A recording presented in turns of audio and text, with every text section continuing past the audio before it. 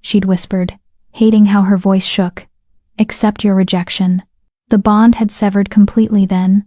If the initial rejection had been claws, the acceptance was a blade, cutting through everything that connected them. She'd collapsed to her knees in the dirt, tears streaming down her face, while the pack watched. Damien had walked away without looking back. That had been 6 months ago. 6 months of whispers following her through the pack house. 6 months of pitying looks and cruel jokes. 6 months of Damien parading around with Isla Thorne, the Alpha's daughter, making it crystal clear why Sarah had never been acceptable. Isla was everything Sarah wasn't. Tall, willowy, with a silver wolf that practically glowed under moonlight. Powerful, connected, worthy of a beta. Sarah had buried herself deeper in her work, spending 16-hour days in the library's forbidden archives, learning to breathe through the phantom ache where the bond used to be. She'd gotten good at avoiding pack gatherings, at timing her movements, so she never crossed Damien's path. She thought she'd found a way to survive this. Then the invitation arrived. It was hand-delivered by a young Omega, who looked uncomfortable as he handed her the heavy cream envelope embossed with the pack's seal. Sarah had opened it with trembling hands, somehow knowing it would be bad. You are cordially invited to witness the mating ceremony of Beta Damien Cross and Isla Thorne. The words blurred. Her hands shook so badly the expensive cardstock rattled. He wanted to make sure you got that personally, the Omega said quietly, apologetically. I'm sorry, Sarah. He's making me deliver them to everyone in the pack, he said. He said no one should miss it. Everyone in the pack, including his rejected mate. Sarah had thanked the Omega mechanically and closed her door. Then she'd slid down to the floor, the invitation clutched in her hands, and finally let herself break. He was mating Isla in 2 weeks. 2 weeks. And he wanted Sarah there to watch. Wanted her to stand in the crowd and bear witness as he gave another woman the bond that should have been hers. Wanted her humiliation to be complete, public, undeniable. It was cruel in a way that went beyond simple rejection. This was calculated, vicious. This was Damien Cross reminding everyone, especially Sarah, of exactly how worthless she was. If stories like Sarah's remind you that worth can't be destroyed by cruelty, subscribe to join others who believe hidden strength deserves recognition. Chapter 1. The Choice. Sarah didn't leave her small apartment above the library for 3 days. She called in sick, something she'd never done in 5 years of service. Mrs. Chen, the head librarian, had sounded concerned but didn't push. Everyone in the pack knew what had happened. Everyone had seen the invitations. The pitying silence on the other end of the phone told Sarah everything she needed to know about how the pack viewed this fresh humiliation. On the 4th day, her friend Maya kicked down the door. That's it, Maya announced, storming in with a bag of takeout and a bottle of wine. I'm staging an intervention. Maya Reeves was Sarah's opposite in every way, a warrior wolf with a rust-red coat, loud and fierce, who'd befriended Sarah in childhood and never let go. She was one of the few pack members who'd been genuinely angry about the rejection, who'd stopped speaking to Damien entirely afterward. I'm fine, Sarah lied, not looking up from where she sat, curled on her couch, still in the same clothes she'd been wearing for 2 days. You're a terrible liar. Maya set down the food and crouched in front of her. Sarah, look at me. Sarah looked. Maya's amber eyes were blazing with fury. That absolute bastard, Maya hissed. This isn't just rejection anymore. This is psychological warfare. He's trying to break you. Well, it's working, Sarah whispered. Fresh tears spilled down her cheeks. I can't go to that ceremony, Maya. I can't stand there and watch him. Watch them. I can't. So don't go. Everyone will know why I'm not there. Everyone will know he broke me so completely I couldn't even show my face. Who cares what they think? I care. Sarah's voice cracked. I care that I've become the pack joke. I care that everywhere I go, people whisper. I care that my own mate looked at me and decided I wasn't even worth keeping. What does that say about me, Maya? What's so fundamentally wrong with me that my own destined mate couldn't stand the thought of being bound to me? Maya grabbed her hands hard. Nothing. There is nothing wrong with you. Damien is a social climbing, appearance-obsessed, power-hungry asshole who threw away his true mate for political advancement. That's his failure, not yours. Then why does it feel like mine? Maya's expression softened. She pulled Sarah into a fierce hug. Because mate rejection isn't just emotional. It's physical. Psychological. It rewires your brain to think you're not enough. But you are, Sarah. You're brilliant and kind and stronger than you know. Sarah clung to her friend, wanting desperately to believe her. I've been thinking, Maya said, pulling back. You need to leave this pack. Sarah blinked. What? Transfer. Request asylum somewhere else. You're a certified archivist. Any pack would be lucky to have you. You could go to the Silverpine pack up north, or Riverbend, or… Run away, you mean. Survive, Maya corrected firmly. There's no shame in removing yourself from a toxic situation. Staying here is killing you, Sarah. I can see it. You're disappearing. Sarah looked around her tiny apartment. The stacks of books, the pressed flowers from her mother's funeral, the life she'd built here, small and safe and suffocating. Maybe Maya was right. Maybe the bravest thing she could do was leave. I'll think about it, she said quietly. Maya seemed satisfied with that. They ate lukewarm Chinese food and drank wine, and for a few hours, Sarah felt almost normal again. But after Maya left, Sarah picked up the invitation again. You are cordially invited. Something hard and cold was forming in her chest. Something that felt like anger. Damien wanted her broken. Wanted her too humiliated to show her face. Wanted to prove that rejecting her had been the right choice because look how pathetic she was, how easily destroyed. What if she didn't give him that satisfaction? What if she went to that ceremony and held her head high? What if she showed up looking beautiful and unbothered and made him choke on his cruelty? It was a stupid idea, a dangerous idea. The kind of idea that came from wine and wounded pride rather than common sense. But God, the thought of seeing Damien's face if she walked in radiating confidence instead of shame. Sarah stood up, swaying slightly, and walked to her mirror. She looked terrible, red-eyed, pale, her brown hair lank and unwashed. The plain library wolf who'd been so easy to reject. What if I wasn't plain? She whispered to her reflection. The idea took root, growing in the wine-soaked soil of her hurt. She had 2 weeks. 2 weeks to transform herself. Not for Damien. He'd made his choice, and she wanted nothing to do with him. But for herself. To prove she could walk into that ceremony and not shatter. To reclaim even a shred of her dignity. And maybe, just maybe, to make him regret his choice for just one moment. The next morning, Sarah woke with determination and a splitting headache. She showered, dressed in clean clothes, and left her apartment for the first time in 4 days. The pack house was bustling with its usual morning chaos. Warriors heading to training, Omegas preparing breakfast, children racing through hallways. Sarah kept her head down and made her way to the one place she thought might help her. The pack's boutique was run by Celeste Dupont, an elegant French wolf who'd mated into Crescent Moon 5 years ago. She was one of the few pack members who'd never treated Sarah with pity or contempt, just professional courtesy tinged with a knowing kindness that suggested she'd seen plenty of pack politics and wasn't impressed. The shop was empty when Sarah entered, its windows displaying designer gowns that cost more than Sarah made in 6 months.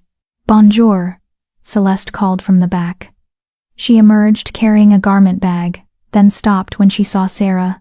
Her perfectly groomed eyebrows rose. Mademoiselle Martinez, this is unexpected. I need your help, Sarah said before she could lose her courage. I need to look beautiful. Just once. I have 2 weeks, and not much money, but the mating ceremony, Celeste said, understanding immediately. She set down the garment bag and studied Sarah with sharp brown eyes. You're actually going to attend? Yes. Sarah lifted her chin. I'm going to walk in there and hold my head high and show him that he didn't destroy me. Something like approval flickered across Celeste's face. Revenge dressing, a classic choice. She circled Sarah slowly, assessing. Though I think we can do better than simply beautiful. How do you feel about magnificent? I can't afford magnificent. Who said anything about you paying? Celeste smiled, sharp and knowing. Consider it my contribution to the cause. I've never liked that beta of yours. Too much arrogance, not enough substance. And what he did to you, unforgivable. Sarah felt tears prick her eyes. Why would you help me? Celeste's expression softened. Because I too was once rejected, Sherry, long ago, in another pack, by a male who thought he deserved better. I know what it is to feel worthless. And I know what it is to prove them wrong. She took Sarah's hand. You have beautiful bone structure hidden under all that sadness. Good skin. Lovely eyes. We're going to make you into someone who stops traffic. I don't want to look like I'm trying too hard, Sarah said nervously. I don't want to look desperate. You won't. You'll look expensive, refined, like you have secrets and don't need anyone's validation. Celeste was already pulling out her phone, typing rapidly. I'm calling in Yuki for hair and makeup. She's the best, and I have the perfect dress. It just came in from Milan. I haven't even put it out yet. Your coloring will be perfect for it. Celeste, I can't. You can, and you will. Trust me, Sarah. By the time I'm finished with you, you're going to walk into that ceremony and make every wolf in that room wish they'd treated you better. For the first time in 6 months, Sarah felt something other than pain or numbness. She felt hope. The next 2 weeks passed in a blur of transformation. Celeste was ruthless and efficient. She'd taken one look at Sarah's wardrobe and declared it all tragic. Then proceeded to build her an entirely new one from pieces that didn't sell well but looked suspiciously brand new. Elegant separates in jewel tones that made Sarah's skin glow. Tailored pants that made her look taller. A leather jacket that gave her an edge she'd never known she had. Confidence is 80% fit, Celeste explained, pinning a silk blouse. The other 20% is attitude, which we'll work on. Yuki, the pack's premier stylist, transformed Sarah's hair from limp brown to a rich chestnut with subtle caramel highlights that caught the light. She taught Sarah how to style it in loose waves that looked effortless but elegant. You've been hiding behind this hair, Yuki said, trimming away years of split ends. Stop hiding. Maya joined the effort with a training regimen that had Sarah cursing her name. You don't need to be a warrior, Maya explained, making her hold a plank position until her muscles screamed. But you need to walk in there like you could be. Posture, presence, power. But the most unexpected help came from an unusual source. Sarah was deep in the library's restricted section 1 week before the ceremony, researching something Celeste had mentioned about power dressing in wolf culture. When she sensed someone watching her, she turned to find an older woman studying her from the shadows between the stacks. Elder Moira, the pack's historian, and one of its most respected members. Despite being well past her prime fighting years, she rarely left her cottage on the edge of pack lands, and Sarah had never spoken to her directly. Sarah Martinez, Elder Moira said, her voice like old parchment. The rejected mate. Sarah flinched. Yes, Elder. Preparing for the ceremony, are you? Yes. Moira stepped closer, her cloudy eyes sharp despite her age. You're planning to attend. Brave. Foolish. Perhaps both. She tilted her head, studying Sarah with unsettling intensity. Tell me, child, do you know why the mate bond exists? Sarah blinked, surprised by the question. The moon goddess creates it, to ensure genetic compatibility and pack strength. That's what they teach children, Moira said dismissively. The truth is more complex. The mate bond isn't just about breeding, it's about balance. About creating pairs strong enough to lead, wise enough to protect, powerful enough to change the very structure of our world. She moved closer, her gaze pinning Sarah in place. When a wolf rejects their true mate, they don't just sever a bond, they reject their own destiny, their own potential. Damien seems fine, Sarah said bitterly. Better than fine. He's about to mate the alpha's daughter. Is he? Moira's smile was thin and knowing. Or is he about to make the greatest mistake of his life? Tell me, Sarah, have you noticed anything unusual in the past 6 months? Sarah frowned. Like what? Dreams, visions, an unusual pull toward certain places or certain knowledge, a growing strength where there was once only weakness. Sarah's heart skipped. She had been having dreams, vivid ones, of running through forests she'd never seen, of ancient temples and silver moonlight. She'd dismissed them as stress. But now, what are you saying? Moira reached into her robes and pulled out an old leather journal. Your mother worked for me, did you know that?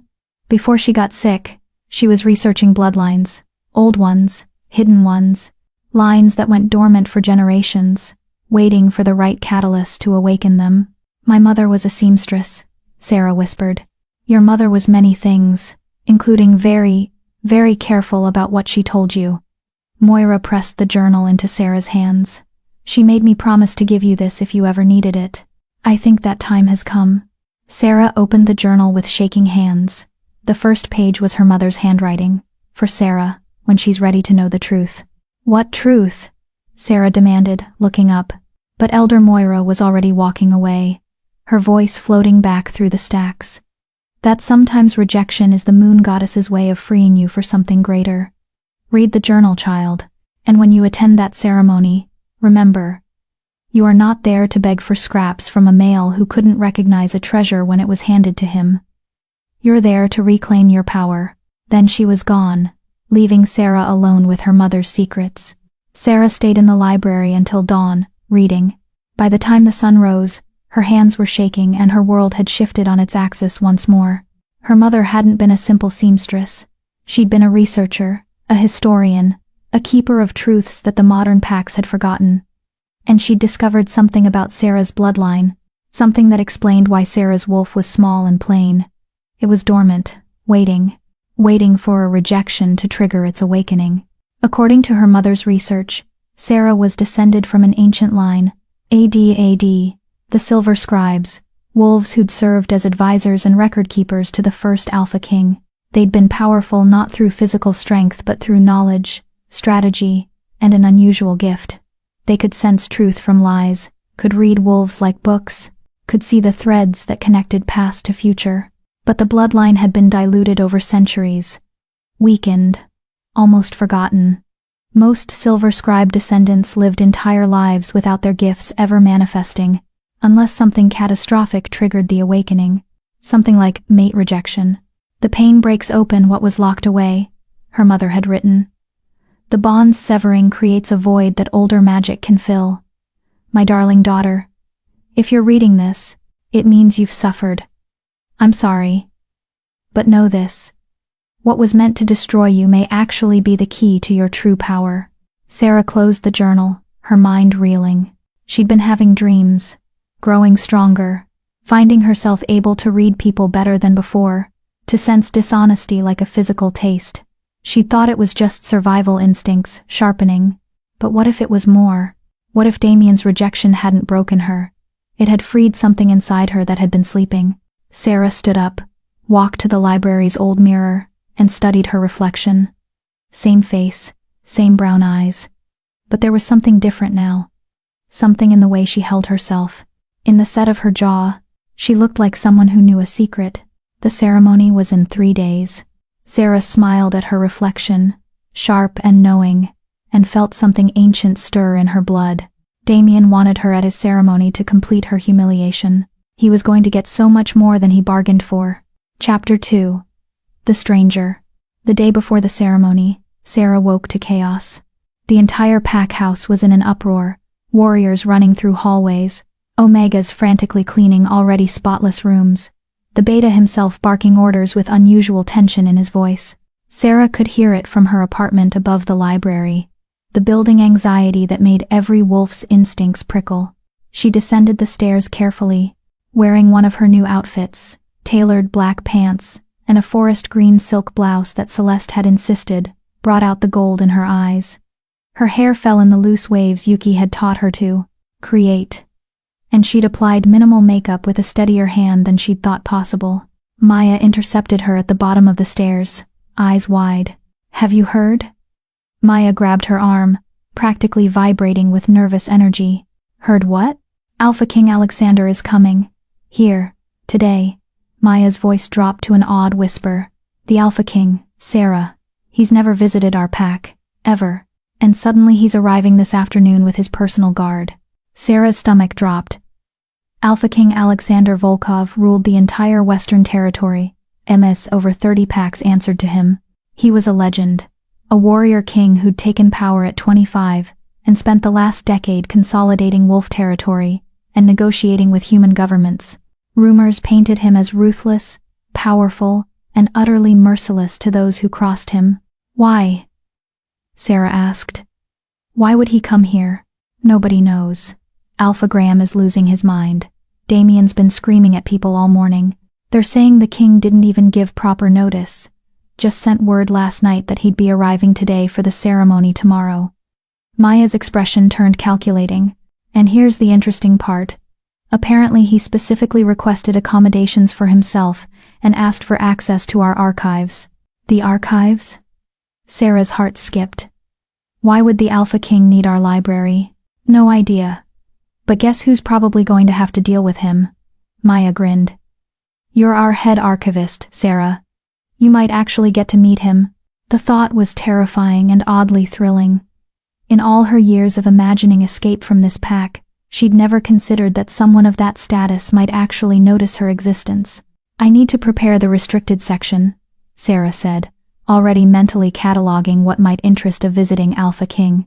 If he wants archives, he's probably looking for territory records or bloodline documentation. We have some of the oldest records in the Western Territory. Or, Maya said slowly, he's coming for the ceremony. Maybe he's friends with Damien? Or courting an alliance with our pack? That made more sense. Alpha Graham had been positioning Crescent Moon Pack for greater political influence for years. Damien's mating to Isla was part of that strategy, consolidating internal power. An alliance with the Alpha King himself would catapult them into the highest ranks of pack hierarchy. Of course, someone like Alexander Volkov wouldn't be here for the archives. He was here for politics. Sarah felt foolish for the flutter of hope she'd felt.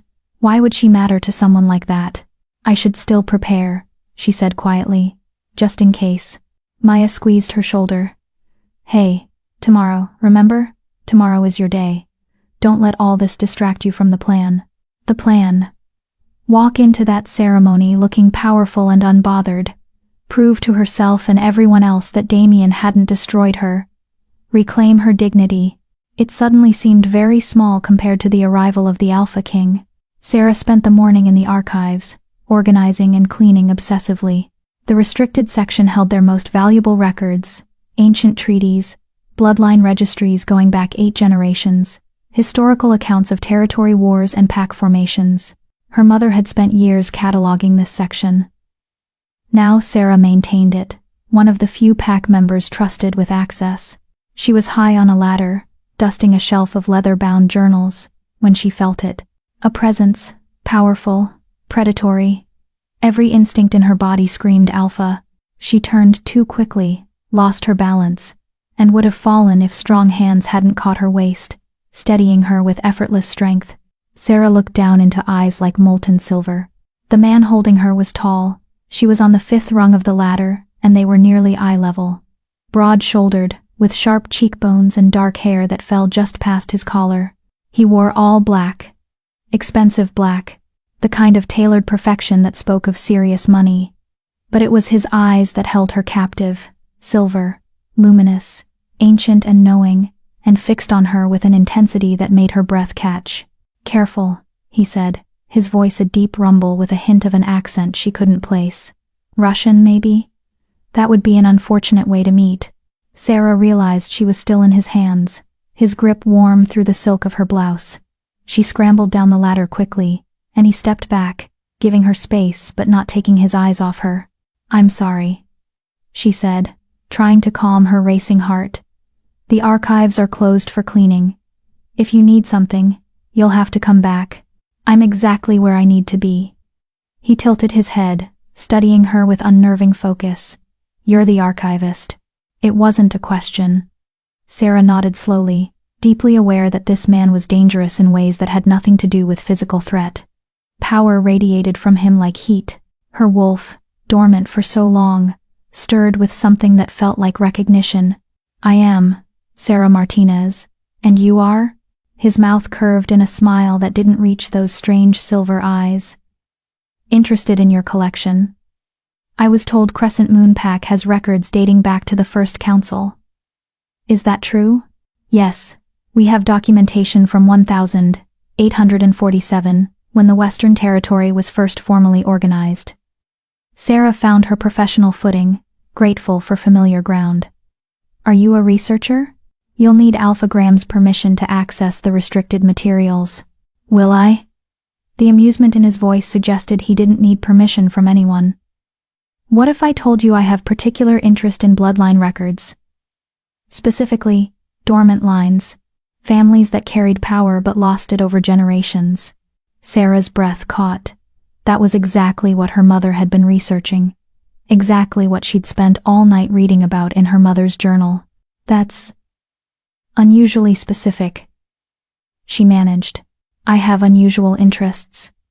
He moved closer, and Sarah fought the urge to step back. He smelled like winter pine and something wilder, like mountain storms. Tell me, Miss Martinez, do you believe in fate? In destinies written long before we're born? I don't know, she said honestly. I used to believe in mate bonds. That turned out to be a mistake. Something flickered in those silver eyes. Did it? Or did it simply reveal that what you thought was your destiny was actually just an obstacle to overcome? He reached past her, pulling a specific journal from the shelf with the confidence of someone who knew exactly what he was looking for. This one. May I? Sarah looked at the journal he'd selected. Her heart stopped. It was her mother's research journal, the one Elder Moira had given her just days ago. She'd brought it here this morning, planning to copy some sections, and left it on the research desk. How did you know that was there? She whispered. Because I know what I'm looking for. He opened the journal, scanning pages with rapid efficiency. Interesting. Your mother was quite thorough in her research. She'd discovered the Silver Scribe line still had living descendants. One in particular. His eyes lifted to hers, pinning her in place. You. Sarah's blood turned to ice. Who are you? Someone who pays attention to bloodlines. Someone who notices when ancient magic starts waking up. He closed the journal and set it down carefully.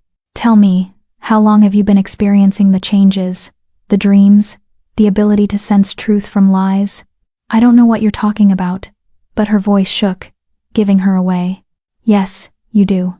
He stepped closer, and this time Sarah did back up, her spine hitting the bookshelf. Your awakening, Sarah Martinez.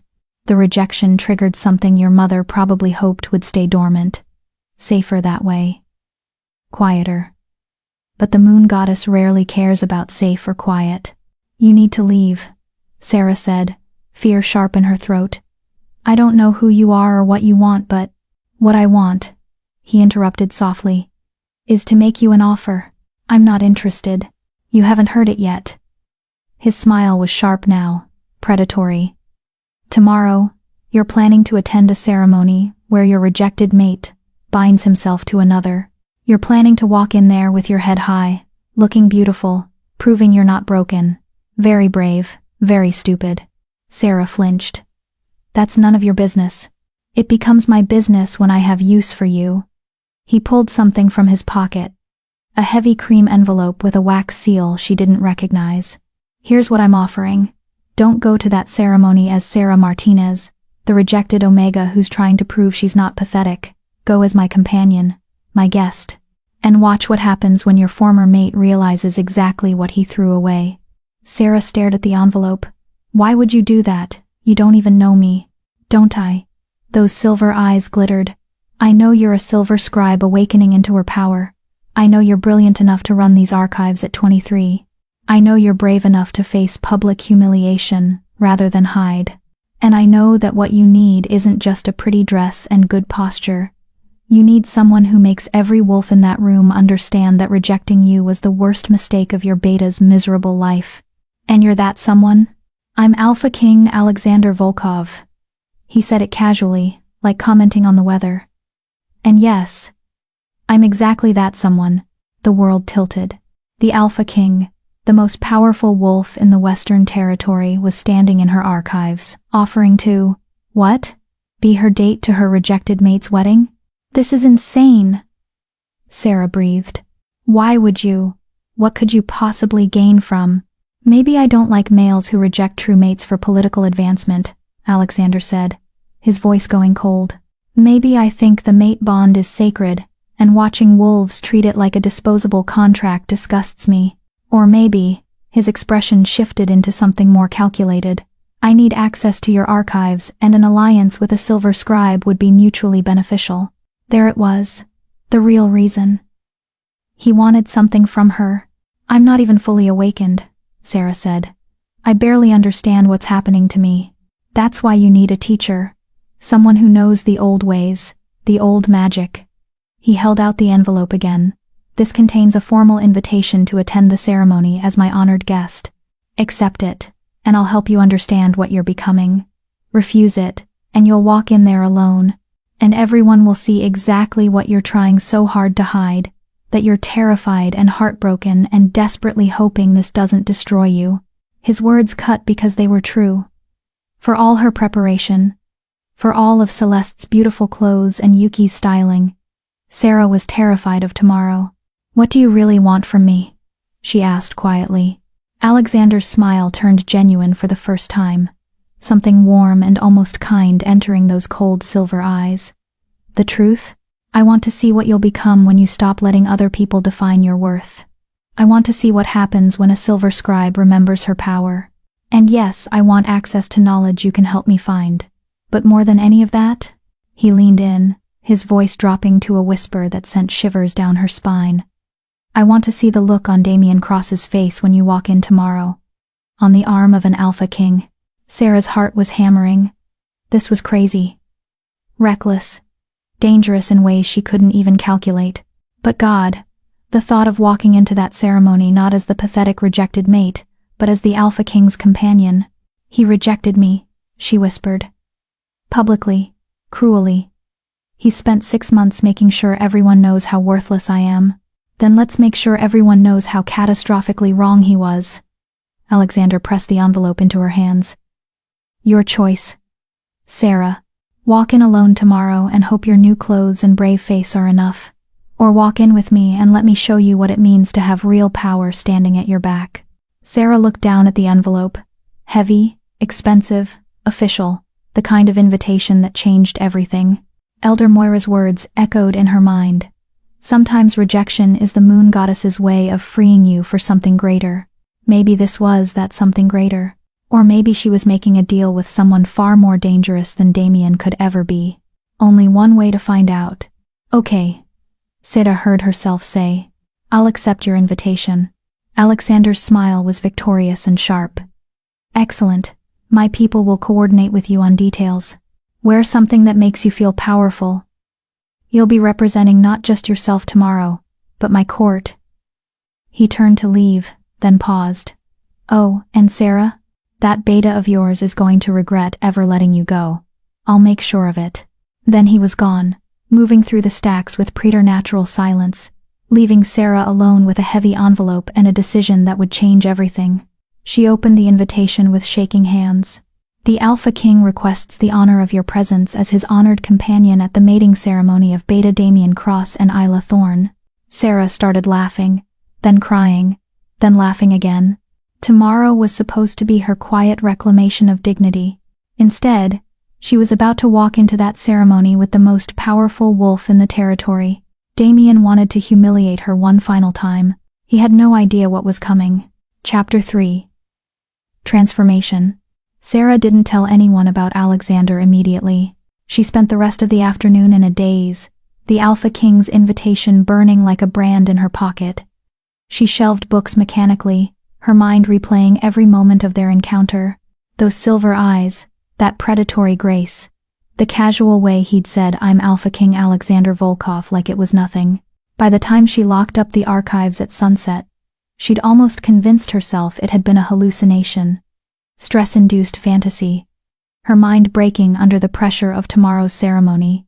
Then she returned to her apartment and found a garment bag hanging on her door.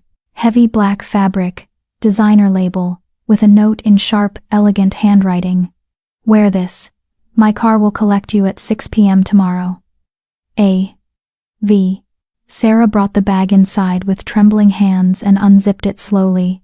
The dress that emerged made her gasp. It was midnight blue silk that seemed to shift to deep purple in certain light, with a fitted bodice and a flowing skirt that would fall to her ankles. The neckline was elegant but modest, the back dipping low enough to be sophisticated without being scandalous. Delicate silver embroidery traced the edges, patterns that looked almost like ancient runes. It was the most beautiful thing Sarah had ever seen, and it must have cost more than she made in a year. She was still staring at it when Maya burst through her door without knocking. "Okay, so I heard the craziest rumor."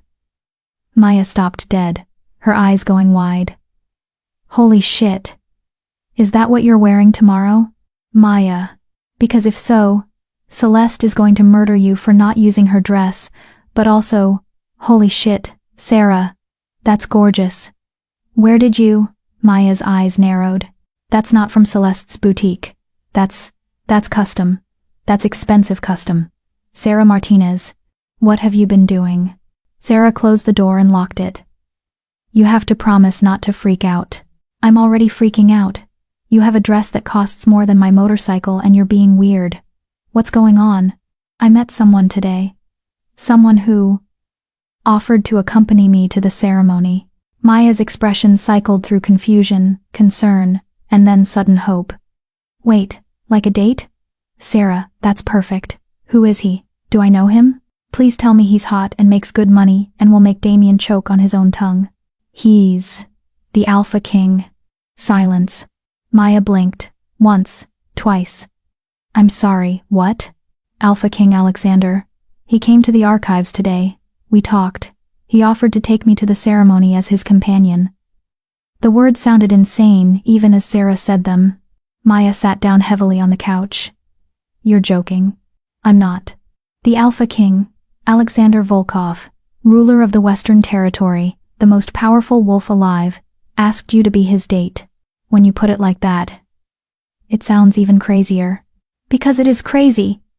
Maya stood up, pacing. "Sarah, this doesn't make sense. Why would he? What does he want? This has to be some kind of trick or he wants access to the archives. And he says I'm a silver scribe. That my bloodline has power, and I'm awakening." Sarah pulled out her mother's journal, showing Maya. "My mother was researching it before she died. The rejection triggered something dormant in my blood." Maya took the journal with shaking hands, scanning the pages. Her expression shifted from skepticism to shock, to something like awe. "This is real? You're actually descended from the Silver Scribes?" "Apparently." "Sarah, do you know what this means?" The Silver Scribes were legendary. They advised the first Alpha King. They could read truth, sense lies, see connections others missed. If you're really one of them, then the Alpha King wants to use me for whatever knowledge I can provide. Sarah sat down heavily. "I'm not stupid, Maya. I know this isn't some fairy tale where a powerful man falls for the rejected Omega. He sees something useful in me, that's all. But he's still offering to take you tomorrow, to publicly claim you as his companion. Sarah, do you understand what that means? You'll walk in there with the Alpha King. Damien will lose his mind. The entire pack will lose their minds." "I know. And you're actually going to do it?" Sarah looked at the dress, at the journal, at her reflection in the window where a girl she barely recognized looked back at her. Stronger, sharper, awake. "Yes," she said quietly. "I'm going to do it." Maya stared at her for a long moment, then broke into a wild grin. Fuck yes, Sarah. This is going to be amazing. Damien is going to shit himself. Isla is going to combust. Alpha Graham is going to have a stroke." She grabbed Sarah's shoulders. "But you need to be careful. The Alpha King is dangerous. Everyone knows that. He doesn't do anything without 3 layers of strategy. Whatever he wants from you, it's more than just archive access." "I know," Sarah said again. "But Maya, I don't care anymore. I'm tired of being careful. I'm tired of being invisible. Tomorrow, I'm going to walk into that ceremony, and I'm going to be seen. And if using the Alpha King's interest gets me that, then I'll deal with the consequences later." Maya studied her friend's face, then nodded slowly. Okay. Then let's make sure you're ready. We have 1 night to turn you from Library Wolf to Alpha King's companion. Come on, we're going to Celeste's." Celeste's boutique was closed, but she answered Maya's frantic knocking, wearing a silk robe and an expression of annoyed confusion that morphed into sharp interest when she saw the garment bag. "Murde," she breathed, examining the dress with a professional eye. "This is Victor Constantine's work. Custom piece. He doesn't take clients anymore, only creates for royalty and—" Her eyes widened. "Who gave you this?" "Alpha King Alexander," Sarah said, watching Celeste's face carefully. The Frenchwoman went very still. Then she set down the dress with reverent care and turned to Sarah with an expression that was equal parts impressed and concerned. "You need to tell me everything. Now." They sat in Celeste's private studio while Sarah recounted the day's events. Celeste listened without interrupting, her sharp mind clearly calculating angles and implications. "He's using you," Celeste said finally. "But not in the way you think." "What do you mean?" "Alexander Volkov is many things, but careless isn't one of them. If he's making a public display of bringing you to this ceremony, it's because he wants to send a message. The question is, to whom?" Celeste stood, pacing. "It could be a message to your alpha about treating true mates with respect. It could be a power play to remind everyone of his authority. Or," she paused, studying Sarah, "it could be that he genuinely finds you interesting and wants to see what you'll become." "The silver scribe thing," Maya added. "He mentioned that specifically." Celeste nodded slowly. "That would make sense. The Alpha King has been consolidating power, but he's also been searching for something. Rumor in high circles says he's looking for old knowledge, old magic, things that were lost when the Pax modernized." She looked at Sarah. "If you truly are a silver scribe awakening, you could be exactly what he needs." "But I don't know anything," Sarah protested. "I can barely sense when people are lying. Sometimes I have weird dreams." "That's not exactly legendary power." "Not yet," Celeste agreed. "But with proper training, with someone to teach you what you're capable of, chérie, you could be formidable." She picked up the dress again. "And tomorrow, you're going to look the part. This dress is designed to make a statement. See these?" She traced the silver embroidery. "These aren't just decorative. These are protection runes. Old ones. He's claiming you not just socially but magically." Sarah's stomach flipped. "That sounds serious." "It is serious. Very serious." Celeste met her eyes. "Which means you need to decide right now if you're truly ready for this. Once you walk into that ceremony on his arm, you're not just the rejected mate making a statement. You're the Alpha King's chosen companion. That puts you in the spotlight in ways you can't imagine. Are you prepared for that?" Sarah thought about Damien. About 6 months of humiliation. About the invitation delivered specifically to make sure she witnessed her own replacement. About every pitying look and cruel whisper. "Yes," she said firmly. "I'm ready." Celeste smiled. "Bien, then let's make sure you're perfect." The next 18 hours were a blur of preparation. Celeste called in Yuki, who arrived with a case full of supplies and a gleam in her eye that suggested she lived for this kind of challenge. "Alpha King's companion," Yuki breathed, already studying Sarah's face. "This is going to be my masterpiece." They started with skincare, treatments that made Sarah's skin glow. Then Yuki worked on makeup, creating something that enhanced rather than masked. Subtle but striking, natural but powerful. "You're not trying to be beautiful," Yuki explained, blending shadows. "You're acknowledging that you always were. Confidence is the prettiest thing a woman can wear." The hair took longest.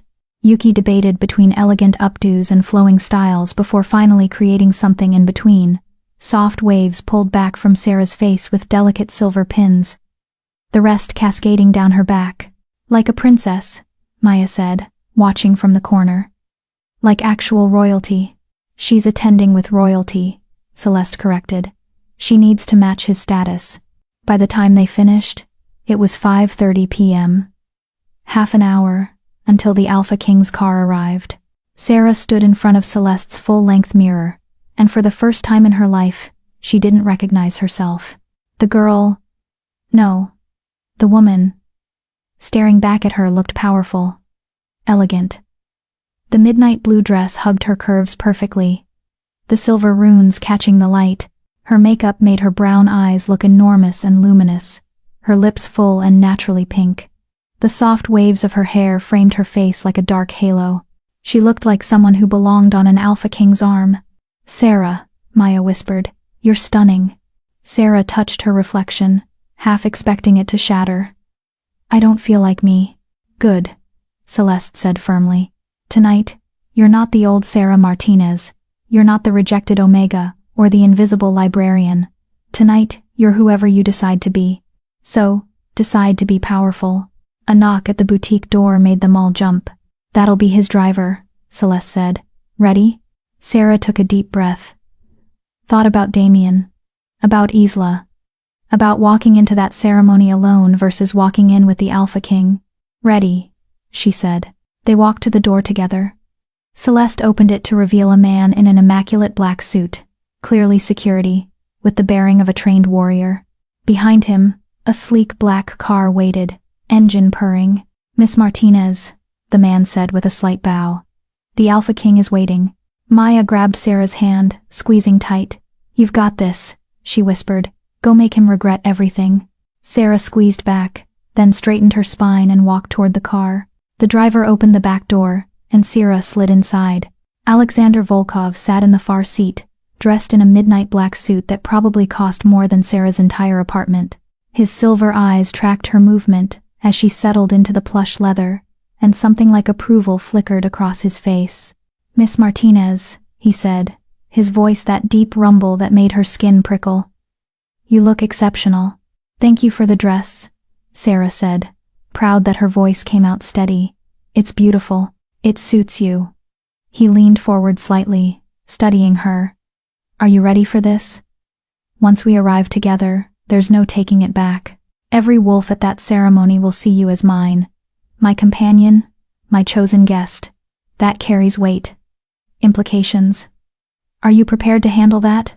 Sarah met those silver eyes and thought about everything that had led to this moment. The rejection, the humiliation, the journal full of her mother's secrets, the awakening power in her blood. "I'm prepared," she said. Alexander smiled, sharp and satisfied. "Then let's go show your former mate the greatest mistake of his miserable life." The car pulled away from the boutique, heading toward the ceremony venue, toward Damien, toward everything that would change. Sarah's heart hammered, but her hands were steady. Tonight, she would walk into that ceremony not as the rejected mate begging for scraps of dignity. Tonight, she would walk in as the Alpha King's chosen companion, and Damien Cross would finally understand what he'd thrown away. Chapter 4. The Ceremony. The venue was the Pax Grand Hall, a massive structure of wood and stone that had hosted ceremonies for 3 generations. Tonight, it had been transformed into something out of a fairy tale. Thousands of white lights draped from the vaulted ceiling. Flowers, white roses and silver lilies, covered every surface. The scent of them was overwhelming, cloying, making Sarah's sensitive wolf nose itch. As their car pulled up to the entrance, Sarah could see wolves already gathering. The ceremony wouldn't start for another 20 minutes, but pack members were arriving early, dressed in their finest, eager to witness the beta's mating to the alpha's daughter. "Breathe," Alexander said quietly beside her. "You look like you're about to face an execution." "I feel like I am," Sarah admitted. Her hands were trembling in her lap. He reached over and covered her hand with his, warm, solid, steadying. "Listen to me. In a few moments, every wolf in there is going to turn and stare. They're going to whisper. Some will be shocked, some will be jealous, some will be confused. Let them stare.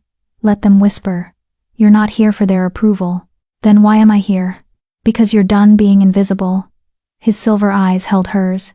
"Because you deserve to be seen. And because that beta needs to understand that rejecting his true mate was the worst decision he'll ever make." He squeezed her hand once, then released it. Head high, shoulders back. "You're walking in with an Alpha King. Act like you belong there." The car door opened. The driver extended his hand to help Sarah out. This was it. No going back. Sarah took his hand and stepped out of the car. The effect was immediate. Conversations stopped mid-sentence. Heads turned. A ripple of shock spread through the gathered wolves like a physical wave. Sarah heard gasps, whispers, someone's phone clattering to the ground. Then Alexander emerged from the car behind her. The whispers became a roar. Is that the Alpha King? What is he doing here? Is that Sarah Martinez? It can't be. She's with him? Alexander moved to stand beside her, and the crowd instinctively parted. He offered his arm with old-world courtesy, his expression calm and utterly unbothered by the chaos they'd created. "Shall we?" he murmured. Sarah slipped her hand through his arm, feeling the solid strength of him, and let him guide her toward the entrance. They walked through the crowd like royalty through common subjects. Wolves pressed back, creating a clear path, their eyes wide with shock and speculation. Sarah kept her chin up, her expression serene, even as her heart threatened to beat out of her chest. She caught sight of familiar faces in the crowd, pack members she'd known for years, looking at her like they'd never seen her before, some with awe, some with envy, some with confusion that bordered on disbelief. There was Elder Moira, standing near the entrance, a knowing smile on her ancient face. There was Maya, who'd managed to get a spot near the front, giving Sarah a covert thumbs up with tears in her eyes.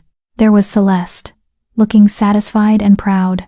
And there, frozen halfway up the entrance steps, was Damien Cross.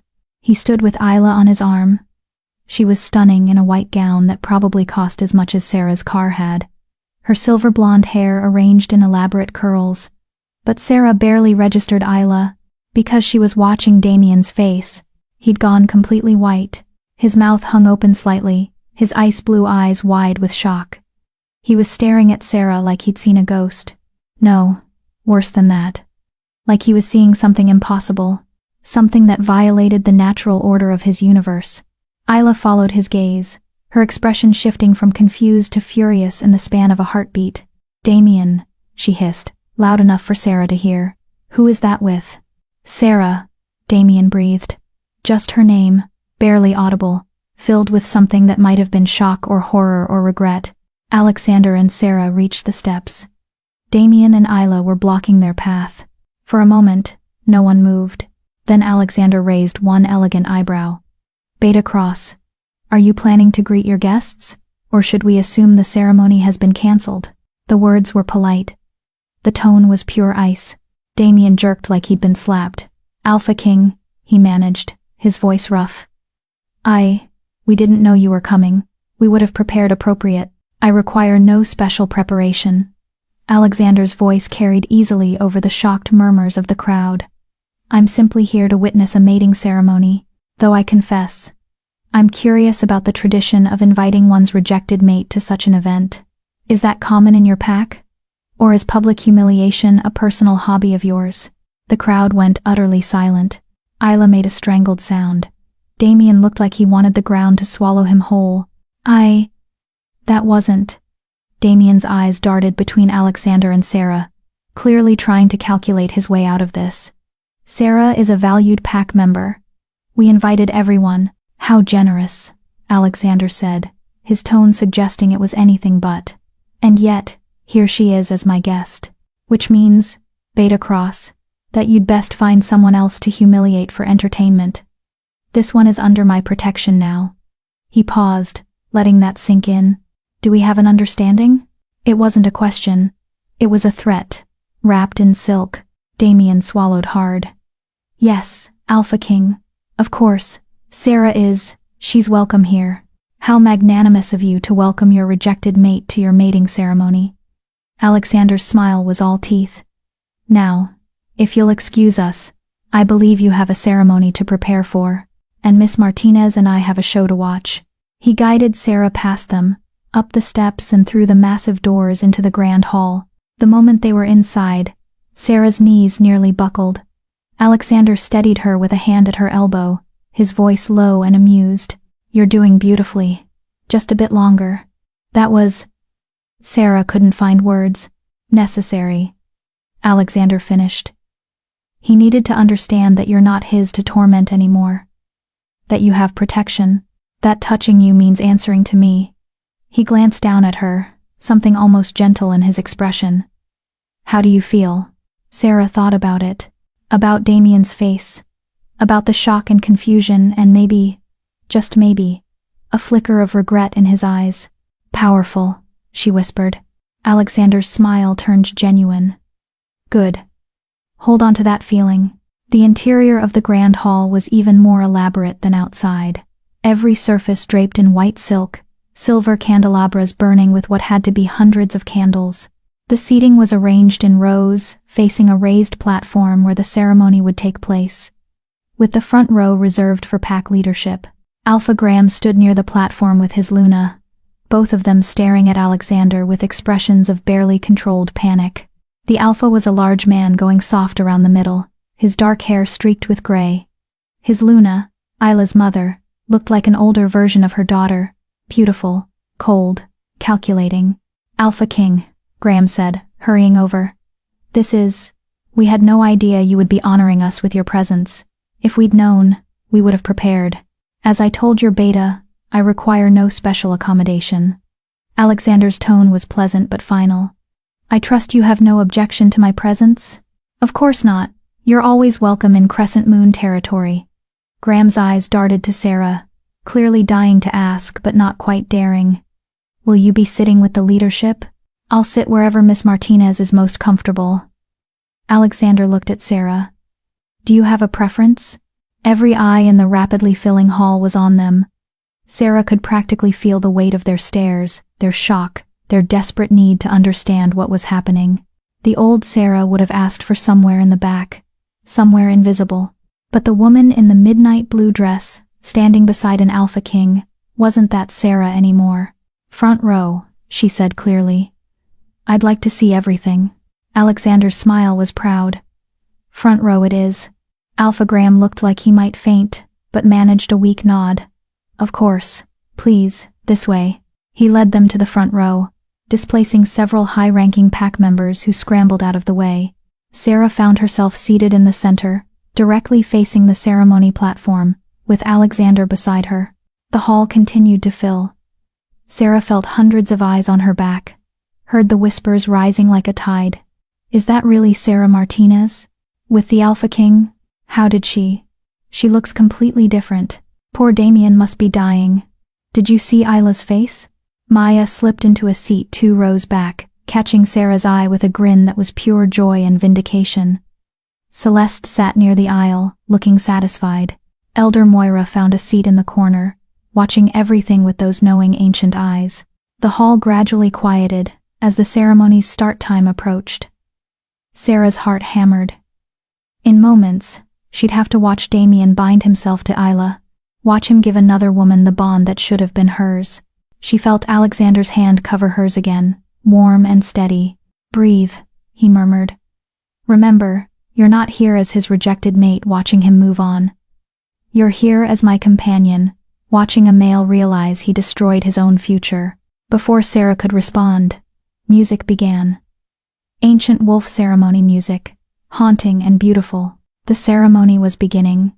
Damien entered first, walking down the center aisle. He wore traditional ceremonial clothes, dark pants, white shirt, a vest embroidered with his pack's symbols. He should have looked proud, excited, eager for his new mate. Instead, he looked sick. His eyes kept darting to Sarah. She met his gaze steadily, her expression serene, her hand still in Alexander's. Watched him flinch, watched him swallow hard, watched him nearly stumble as he took his place on the platform. Then, Isla entered, and even Sarah had to admit she was breathtaking. Her white dress was perfection, her blonde hair crowned with silver flowers. She walked down the aisle with the confidence of someone who'd never doubted her place in the world. Her chin high, her smile radiant. That smile faltered when she saw Sarah in the front row, saw Alexander beside her, saw exactly where they were sitting. Her eyes flashed with fury before she schooled her expression back to serene joy. But Sarah had seen it. That crack in the perfect facade. Isla took her place beside Damien, and the officiant, one of the pack's elders, began the ceremony. We gather under the moon goddess's light to witness the joining of 2 souls, 2 wolves, 2 destinies becoming one. The words washed over Sarah. She'd imagined this ceremony so many times in the weeks after Damien rejected her. Imagined sitting in the crowd, watching through tears, breaking apart. But she wasn't breaking. She was watching Damien, seeing the tension in his shoulders, the way his hands trembled slightly as he took Isla's, seeing him sneak another glance at Sarah, his expression tortured. Do you, Damien Cross, take Isla Thorne as your chosen mate? Do you pledge to honor and protect her? To build a life and legacy together? A pause.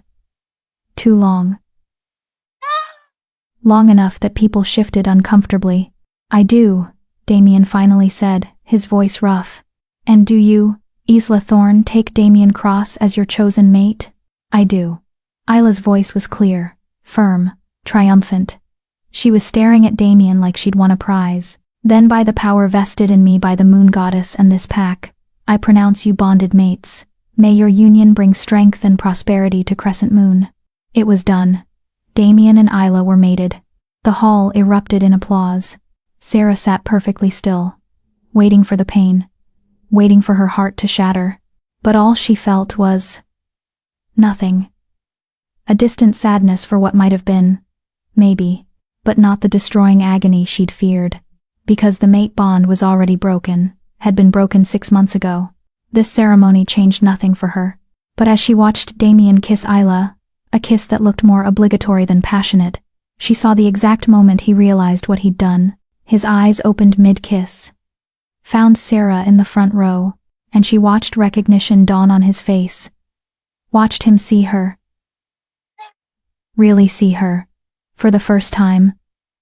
Not the plain library wolf he could dismiss, but a woman powerful enough to catch an alpha king's interest. Beautiful enough to command every eye in the room. Strong enough to sit through his mating ceremony without falling apart. Watched him realize he'd thrown away something rare and precious for political advancement and social status. Watched him understand that he'd lost her forever. And more than that, watched him realize that she was going to be fine. Better than fine. She was going to thrive. While he was bound to Isla, Sarah was standing at the precipice of something greater. The kiss ended. Isla pulled back, smiling, oblivious to her new mate's inner turmoil. The newly mated pair turned to face their pack, hands joined, and began walking back down the aisle. As they passed Sarah's row, Damien's steps faltered. He was staring at her again, his expression a complicated mix of regret and longing, and something that might have been grief. Isla noticed. Her smile turned sharp and brittle.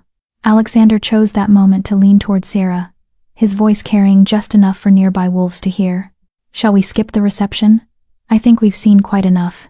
Sarah looked up at him, this dangerous alpha king who'd given her the power to face her fears, who'd stood beside her and made sure everyone saw her worth. Actually, she said clearly, I think I'd like to stay. The reception should be interesting. Alexander's laugh was low and genuine. As you wish. They rose together, and Sarah felt every eye in the hall follow them. The real show was just beginning. Chapter 5. The reception. The reception was held in the Pax banquet hall, a space that had been transformed into something resembling a palace ballroom.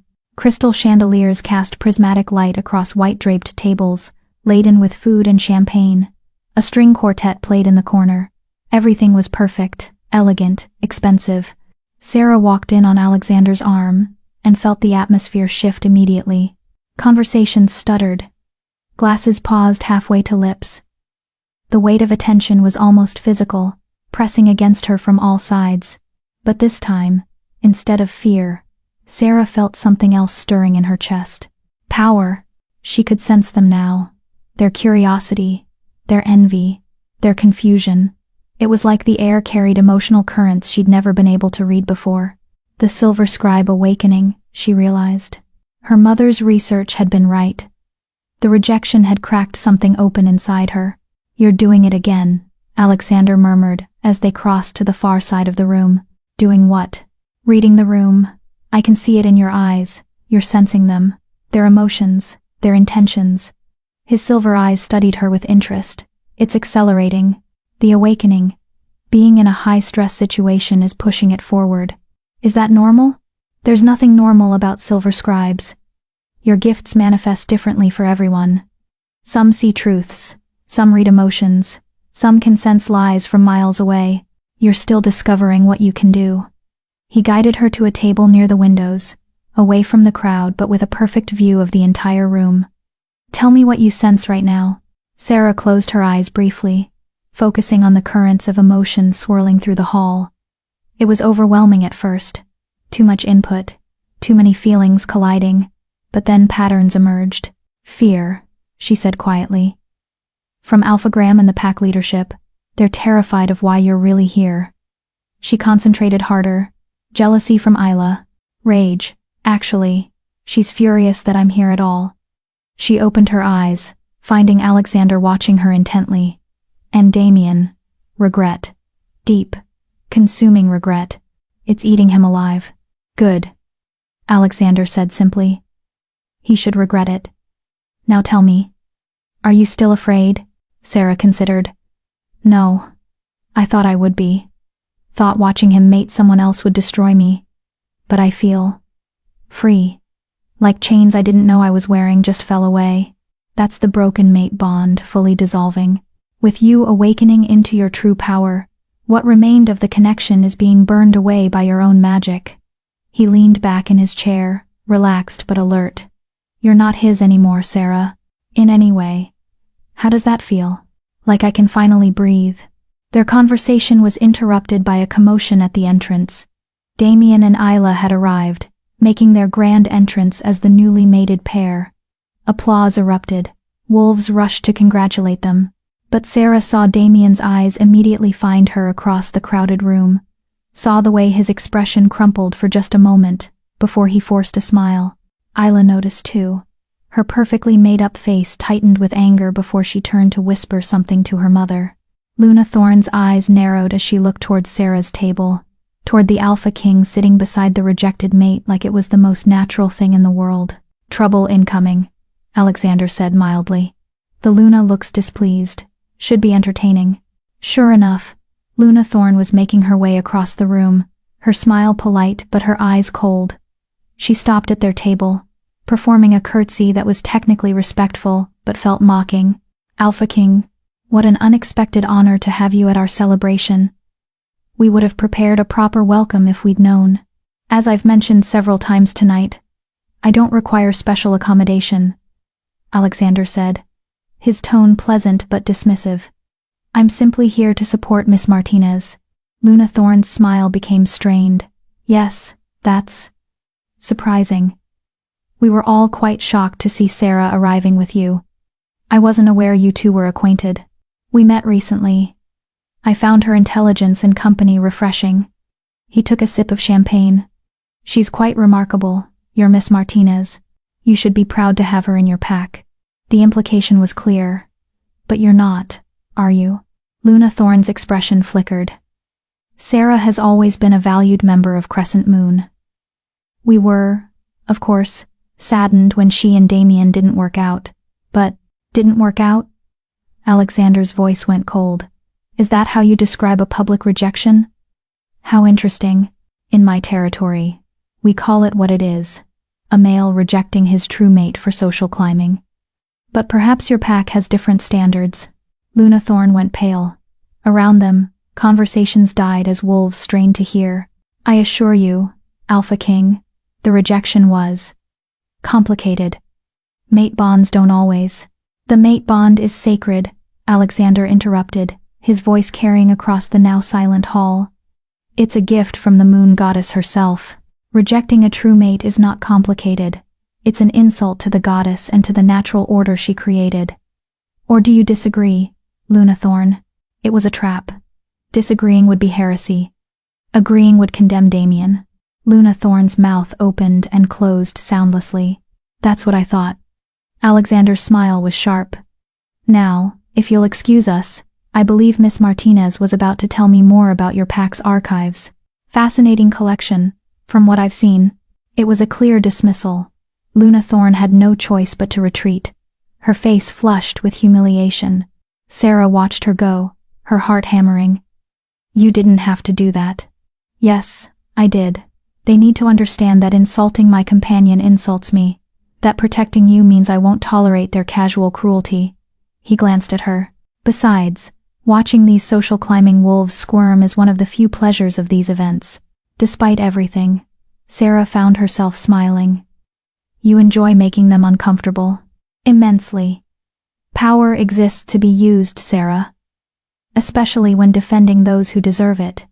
His expression grew more serious. But we should discuss what happens after tonight. You realize you can't stay here. Sarah's smile faded. What do you mean? After this display? After I've publicly claimed you as someone under my protection? This pack will never let you live normally here again. Luna Thorne will make your life hell. Damien's regret will fester into something ugly. And Isla. He glanced toward the bride, who was staring at Sarah with undisguised hatred. That one is already planning how to make you pay for overshadowing her ceremony. So what am I supposed to do? Run away? No. Come with me. Alexander said it simply. Like offering her tea. Come to the royal court. Train with my scholars. Learn to control your gifts. Become what you're meant to be. You said yourself, you feel free. So be free. Leave this pack behind. Sarah stared at him. You're asking me to leave everything I know. I'm asking you to leave behind people who never valued you anyway. Your friend Maya would visit. Celeste would understand. Elder Moira would probably throw you a party. His silver eyes held hers. What's really keeping you here, Sarah? Fear of change? Or the hope that these wolves will somehow finally see your worth? They're my pack, she whispered. Were they? Really? Or were you just surviving in a place that tolerated you at best? He leaned forward. I'm offering you a chance at something more. A chance to discover what a silver scribe can truly do. A chance to become powerful in your own right, not just as someone's mate or pack member, but as yourself. Tell me that doesn't tempt you. It did tempt her. God, it terrified and thrilled her in equal measure. But before she could respond, a new commotion erupted. Damien was approaching their table, his expression desperate and determined. Isla was trying to hold him back, but he shook her off, leaving his new mate standing alone as he made his way toward Sarah. This should be interesting, Alexander murmured. Damien stopped in front of their table, his ice-blue eyes fixed on Sarah, with an intensity that would have made her weak-kneed 6 months ago. Now, she just felt tired. Sarah, he said, his voice rough. Can we talk? Privately? No, Alexander said, before Sarah could respond. You gave up the right to private conversations when you rejected her publicly. Anything you need to say, you can say here. Damien's jaw clenched. This is between Sarah and me. Nothing is between you anymore. You made sure of that. Alexander's tone was ice. But please, continue. I'm curious what you think you could possibly have to say to her now. Damien looked at Sarah, ignoring the Alpha King entirely, a dangerous move. You look beautiful. I've never seen you like this. That's because you never really looked at me, Sarah said quietly. The words came easier than she expected. 6 months, Damien. You had 6 months to see me. You chose not to. I was wrong. The words burst out of him, desperate. I was so fucking wrong, Sarah. I see that now. Seeing you tonight. Seeing you with him. He gestured at Alexander. I realized what I threw away. You're my true mate. The moon goddess chose us for each other. Maybe we can. No. Sarah's voice was firm. We can't. But the bond is broken. You rejected me. I accepted. It's done, Damien. She stood, needing to look him in the eye. And even if it wasn't, even if somehow we could go back, I wouldn't want to. Because you didn't reject me because of some tragic misunderstanding. You rejected me because I wasn't good enough for your ambitions. Because I was plain and powerless and you wanted better. That's not. It is true, Sarah interrupted. And we both know it. You wanted Isla because she's beautiful and connected and could advance your position. You got exactly what you wanted. So go back to your mate Damien. The one you chose. And leave me alone. Damien looked stricken. Sarah, please. I know I hurt you, but you don't get to do this, Sarah said, and was surprised by the steadiness in her voice. You don't get to reject me, humiliate me, invite me to watch you mate someone else. and then decide you made a mistake because I showed up looking different. That's not how this works. I still have feelings for you, Damien said desperately. That's called regret, not love. And it's not my problem anymore. Sarah looked at him, really looked at him, and felt nothing. No attraction, no longing, just pity for a male who'd destroyed something precious because he couldn't see its value. Go back to Isla. Live the life you chose. And let me live mine. With him? Damien's eyes cut to Alexander, hot with jealousy. You're just using her. Everyone knows the Alpha King doesn't do anything without calculating the benefit. What could you possibly want with someone like Sarah? Alexander stood, moving with predatory grace that made every wolf in the hall tense. He placed himself between Damien and Sarah, his expression deadly calm. Someone like Sarah, he repeated softly, dangerously. You mean someone intelligent, resilient, and awakening into considerable power? Someone whose worth you were too blind and arrogant to recognize? Yes, I absolutely have interest in someone like that. He stepped closer to Damien, who instinctively backed up. But here's what you need to understand, Beta Cross. Whether I'm using her, or courting her, or simply protecting her, is none of your concern. You had your chance with her. You threw it away like garbage. She's not yours to question or claim or even think about anymore. Do I make myself clear? You can't just... I'm the Alpha King, Alexander said flatly. I can do whatever I want. And what I want right now is for you to return to your mate and stop embarrassing yourself at your own ceremony. Unless you'd like me to ask your Alpha why his Beta is harassing my companion at what should be a celebration. Damien went pale. His eyes darted between Alexander and Sarah, clearly wanting to say more but recognizing the threat. Fine, he said finally, his voice bitter. But Sarah, when you realize what kind of male he really is, when you're done being his plaything, don't expect me to. The slap came from behind him. Isla had approached during the confrontation, and she looked absolutely furious. Her palm connected with Damien's face with a crack that echoed through the hall. How dare you, she hissed, on our mating day, in front of the entire pack. You're making a fool of me for her? Isla, that's not. Don't. Isla's voice shook with rage. Everyone saw it. Everyone saw you leave your new mate to beg your rejected whore to take you back. Watch your mouth, Sarah said coldly. The words came from somewhere deep, somewhere ancient. I may have been rejected, but I was never anyone's whore. And the only fool here is the male who rejected his true mate and is now trying to crawl back after seeing what he lost. Power crackled in the air around Sarah.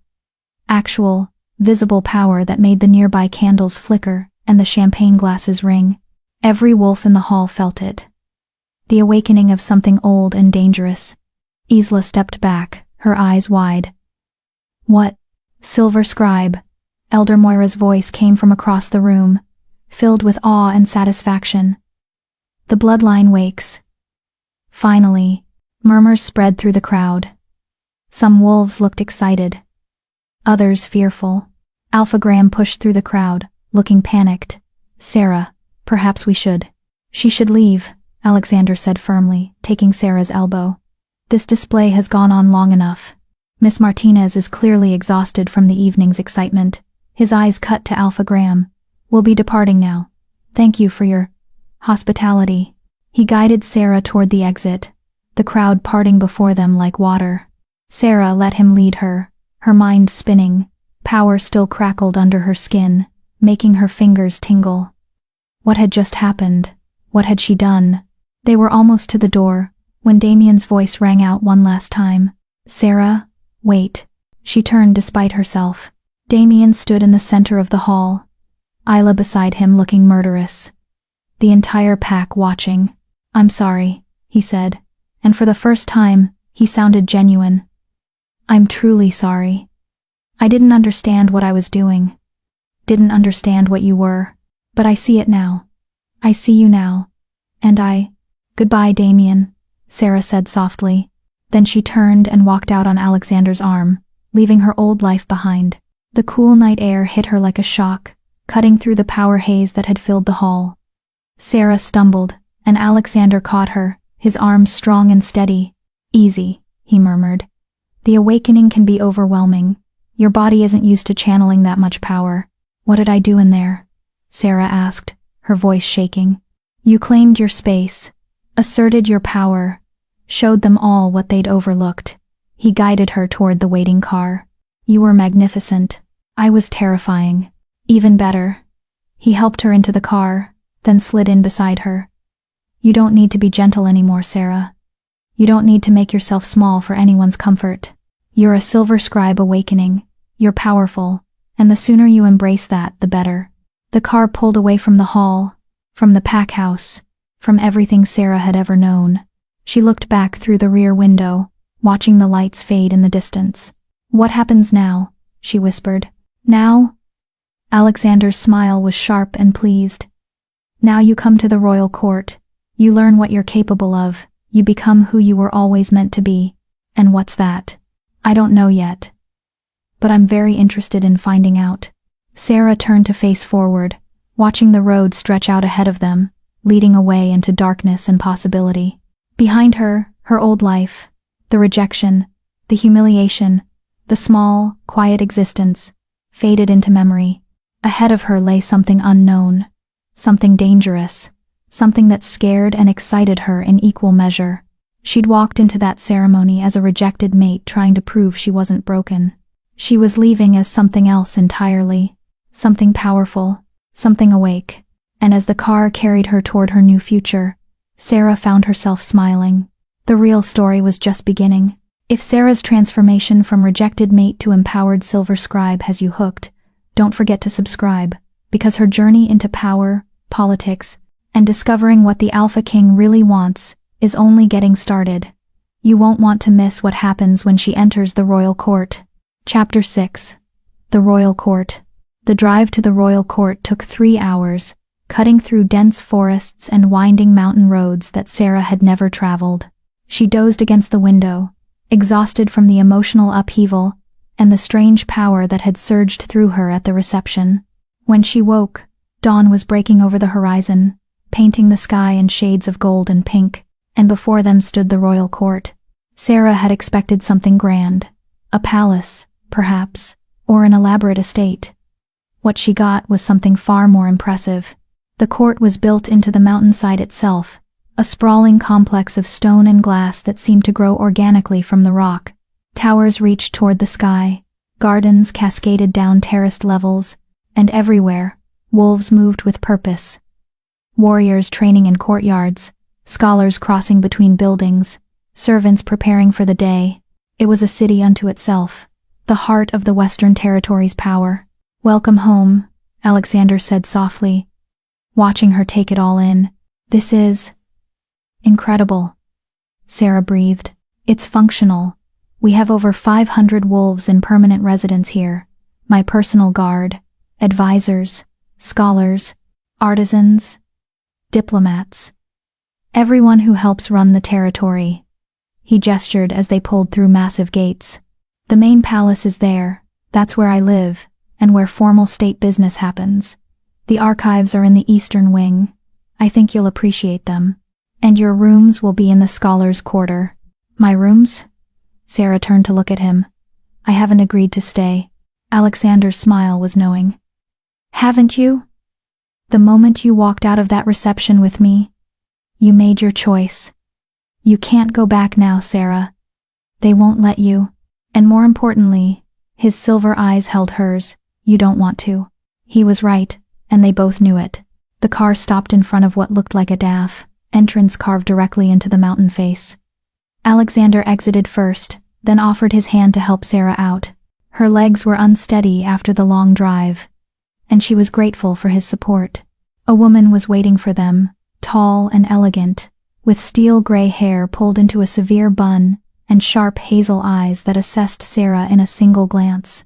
She wore tailored pants and a crisp white shirt that spoke of efficiency and authority. Alpha King, she said with a respectful nod. Welcome back. And this must be Miss Martinez. Sarah, this is Helena Frost. She runs the court, scheduling, housing, resources, everything that keeps this place functioning. Helena, Sarah Martinez. She'll be staying with us indefinitely. Helena's expression didn't change, but Sarah sensed approval beneath the professional exterior. "Welcome, Miss Martinez. I've prepared rooms for you in the scholars' wing as requested. I trust you'll find them comfortable." She glanced at Alexander. "The council is requesting an audience. They heard about your appearance at the Crescent Moon ceremony. I'm sure they did. Tell them I'll meet with them after I've settled Miss Martinez." His tone made it clear. This wasn't negotiable. Helena nodded crisply. "Of course, Miss Martinez, if you'll follow me." Sarah glanced at Alexander, suddenly nervous about being separated from the one familiar element in this overwhelming new place. He seemed to sense her hesitation. "Go. Get settled. Rest. I'll come find you this evening and we'll discuss your training schedule." His expression softened slightly. "You're safe here, Sarah. Safer than you've ever been." She wanted to believe him, needed to believe him, so she nodded and followed Helena into the mountain.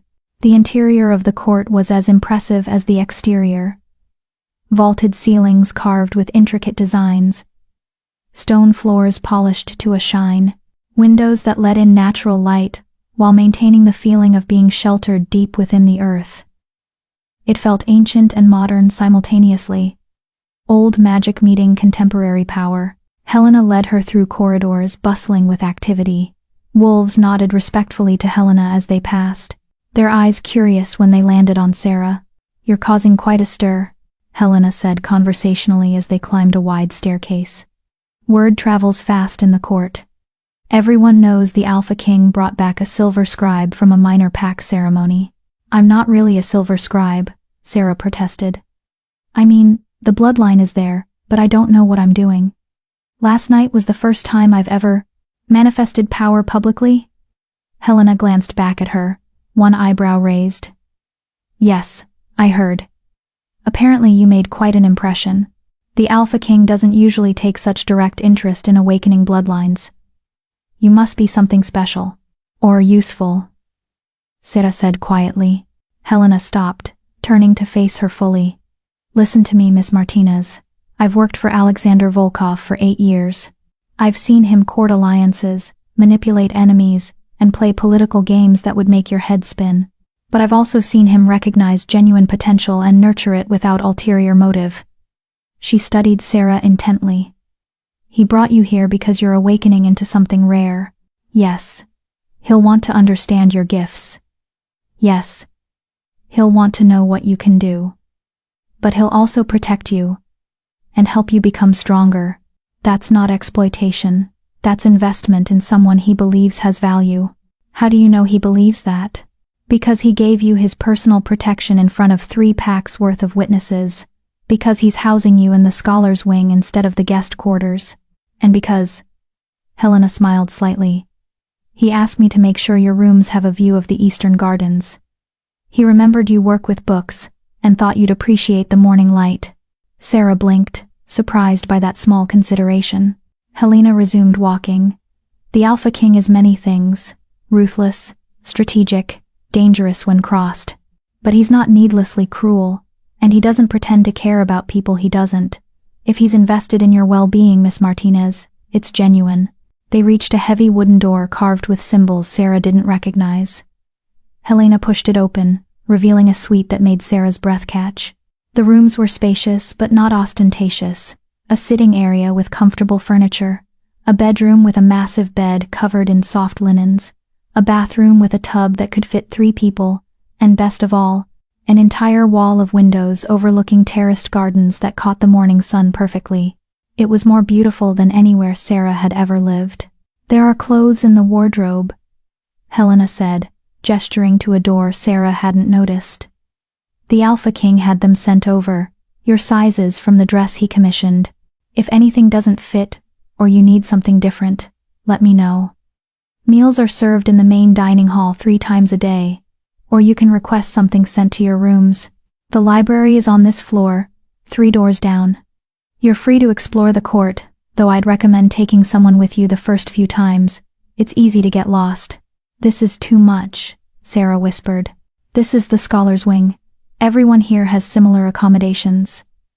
Helena's expression softened. "You're not a charity case, Miss Martinez. You're not here on his mercy. You're here because you have gifts that are valuable and rare. The court invests in such people. It's how we maintain our power and knowledge base.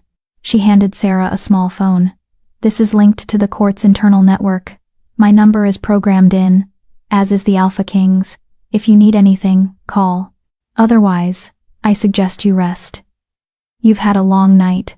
Helena left, closing the door softly behind her. Sarah stood alone in her new rooms, overwhelmed by everything that had happened in the past 24 hours. Yesterday morning, she'd been a rejected Omega, preparing to face her worst nightmare. Now she was standing in the royal court, gifted rooms and clothes and protection by the Alpha King himself. It felt like a dream. Or a trap. Maybe both. She walked to the windows, looking out at the gardens below.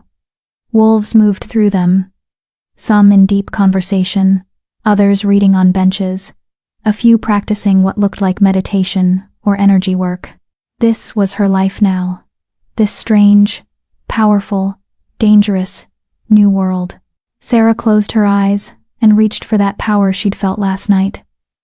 The crackling energy that had made candles flicker and wolves step back.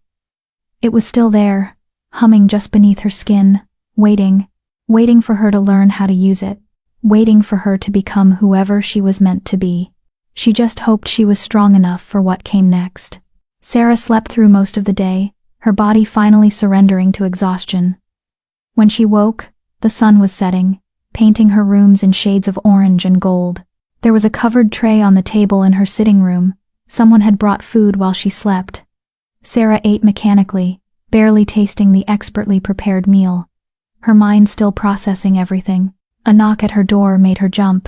"Come in," she called, setting down her fork. Alexander entered, still dressed formally but with his jacket discarded and his shirt sleeves rolled up. He looked tired but satisfied, like someone who'd spent the day handling difficult problems successfully. "You're awake." "Good." He settled into the chair across from her without asking permission. "How are you feeling?" Overwhelmed, confused, terrified. Sarah met his eyes. "Why am I really here, Alexander? And don't tell me it's just because I'm a silver scribe. There's something else. Something you're not saying." He studied her for a long moment, then nodded slowly. "You're perceptive. I suppose I shouldn't be surprised. It's part of your gift." He leaned forward, his expression turning serious. "You're right. There is more. I do need a silver scribe. And not just for archival work or truth sensing. Then what? I need someone who can read the old texts." Sarah frowned. "What old texts?" "Texts written in the first language of our kind. Before wolves modernized, before we integrated with human society, we had our own written language. Complex, layered with magic, nearly impossible to translate without the specific gift for it." His silver eyes glinted. Silver scribes were the record keepers precisely because they could read and write this language naturally. "It's part of your bloodline's magic." "I don't know any ancient wolf language," Sarah protested. "Not consciously. But it's there, coded in your blood, waiting to be unlocked by your awakening." He pulled something from his pocket, a small leather-bound book, very old, with symbols on the cover that made Sarah's head hurt to look at. "This is one of 17 texts we've recovered over the years. No one alive can read them, but according to every historical account I can find, a fully awakened silver scribe should be able to." Sarah took the book carefully. The moment her fingers touched it, something sparked. A connection. A recognition. The symbols on the cover shifted, and for just a moment, she could almost understand them. Then the sensation faded, leaving only a headache. "I almost," she whispered. "Saw it? Understood it?" Alexander leaned forward intently. "That's the awakening. Right now, your gift is raw and undirected, but with proper training, you'll be able to read these texts as easily as I'm reading your expression right now. What's in them? Why do you need them translated so badly?" Alexander's expression grew distant. "Knowledge, power, secrets the modern packs have forgotten.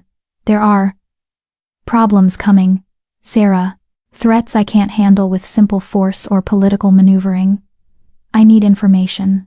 I need to understand the old magic, the old ways, before it's too late. Too late for what? I can't tell you that yet. Not until I know what these texts say. He took the book back, handling it reverently. But I will tell you this. The Western Territory is more fragile than anyone realizes. We've grown comfortable, complacent. We've forgotten our roots, our magic, our connection to the moon goddess herself. And something is coming. Something ancient and angry and powerful, that our modern weapons and tactics won't be able to stop. Sarah felt cold. You're saying we're in danger. I'm saying the entire wolf species might be in danger if I can't figure out what our ancestors knew and we've forgotten. His eyes met hers, deadly serious. That's why I need you, Sarah. That's why I went to that ceremony. I've had people watching for Silver Scribe descendants for years. When Elder Moira sent word that one might be awakening in Crescent Moon Pack, I had to see for myself. You were there for me specifically, Sarah breathed. The ceremony was just an excuse. Yes, he didn't look apologetic. Though humiliating your former mate was a pleasant bonus. You used me. I offered you a way out of an impossible situation while simultaneously pursuing something I needed. That's not using, that's mutual benefit. He stood, pacing to her windows. But I want to be clear, Sarah. I'm not forcing you to help me. If you want to leave, I'll arrange safe transport anywhere you want to go. I'll provide money, recommendations, protection. You're not a prisoner here. But if you stay, I'll train you. Help you understand your gifts. Give you access to knowledge and resources most wolves can only dream of. And yes, I'll ask you to help me translate these texts. To help me understand what's coming and how to stop it. He turned to face her. In exchange, you'll be under my protection. No one will harm you. No one will reject or belittle you. And you'll have the freedom to become as powerful as your bloodline allows. It was a good offer. A generous offer, even. But Sarah had learned to look for the catch. What happens when you don't need me anymore? When the texts are translated and your mysterious threat is handled? Alexander smiled, something genuine and almost warm. Then you'll be a fully awakened Silver Scribe with knowledge and power. You'll be able to write your own future. Advisor to the Alpha King, if you want it. Scholar in your own right. Teacher for any other Silver Scribes who awaken. Or you can leave, start your own life somewhere, and I'll make sure you have everything you need to do it. He met her eyes. I don't believe in burning bridges with valuable people, Sarah. Help me now. And you'll have my support for life. That's the deal. Sarah looked down at her hands, thinking. She could leave. Take his offer of safe transport, start over somewhere new, try to figure out her powers alone. Or she could stay, learn, become strong, help him with whatever mysterious threat he was worried about. Both options were terrifying in different ways, but only one offered answers. If I stay, she said slowly, I want to know everything. No more secrets. No more mysterious hints about coming threats. If you want my help, I need to understand what I'm helping with. Alexander considered this, then nodded. Agreed. Though some things I can only explain once you've read enough of the texts to understand the context. Deal? He offered his hand. Sarah looked at it. AG, strong, capable, belonging to someone who'd turned her life upside down in less than 24 hours. Someone dangerous, manipulative, powerful beyond measure. Someone who'd also given her a way out of her nightmare, and offered to help her become something more. She took his hand. Deal. His smile was victorious. Excellent. Your training starts tomorrow. I've arranged for Cassandra, she's my most skilled energy worker, to help you learn control, and I'll work with you personally on the translation attempts. He headed for the door, then paused. Oh, and Sarah? Welcome to the royal court. I think you're going to be exactly what we need. Then he was gone, leaving Sarah alone with her swirling thoughts, and the weight of a decision that would change everything. She walked back to the windows, looking out at the court below. Somewhere in this complex were ancient texts filled with secrets. Somewhere was knowledge about threats and old magic and forgotten power. And somehow, she was supposed to help unlock it all. Sarah pressed her hand to the window glass, feeling the cool surface against her palm. What have I gotten myself into? She whispered to the empty room. The gardens below offered no answers, just the peaceful movement of wolves going about their evening. But somewhere deep inside her, in the place where the silver scribe magic was awakening, Sarah felt a spark of excitement alongside the fear. For the first time in her life, she had a purpose beyond survival. She had a mystery to solve, power to master, a future to build, and maybe, just maybe, she was finally becoming who she was always meant to be. Chapter 7. The Awakening. Sarah woke before dawn to someone pounding on her door. Up, up, up, a cheerful voice called. Training starts at sunrise, and I don't tolerate lateness. Sarah stumbled out of bed, disoriented and still half asleep. She opened the door to find a woman who looked like she'd been made from pure energy. Petite, but vibrant, with wild copper curls, freckles scattered across dark skin, and eyes that glowed with an unnatural amber light. You must be Sarah. The woman pushed past her into the room without invitation. I'm Cassandra Kim, energy worker extraordinaire and your new favorite person. We have exactly 30 minutes to get you dressed, fed, and to the training courtyard. Move. I just woke up. Sarah protested. Then you woke up late. Power doesn't wait for beauty sleep, sweetheart. Cassandra was already rifling through the wardrobe, pulling out training clothes, flexible pants, a fitted top, soft shoes. Put these on. There's coffee and breakfast bars on your table. Eat while you dress. We're burning daylight. It's still dark outside. Exactly. We're already behind. But Cassandra's grin suggested she was enjoying Sarah's confusion. Come on, Silver Scribe. Let's see what you're made of. 20 minutes later, Sarah found herself in a stone courtyard on the eastern edge of the court. Coffee still warming her hands, watching the sun creep over the mountain peaks. The courtyard was circular, with symbols carved into the stone floor, the same kinds of symbols that had been on the ancient text Alexander showed her. Around the perimeter, braziers burned with flames that seemed too steady, too bright, to be natural. This is a training circle, Cassandra explained, moving to the center. The symbols amplify and contain magical energy. When you're learning control, you don't want your power bleeding out all over the place causing problems. In here, we're safe to push your limits. I don't know how to use my power, Sarah admitted. Last night at the ceremony, it just happened. Because you were angry and scared and had no control. Emotions are the easiest trigger for raw power. Cassandra gestured for Sarah to join her in the center. But emotions are also messy and unpredictable. If you want to be useful instead of dangerous, you need to learn to access your gift consciously. So, tell me what you felt when the power manifested. Sarah thought back to the reception, to Isla calling her a whore, to the rage that had bubbled up from somewhere deep and primal. Heat, she said slowly. Like fire under my skin.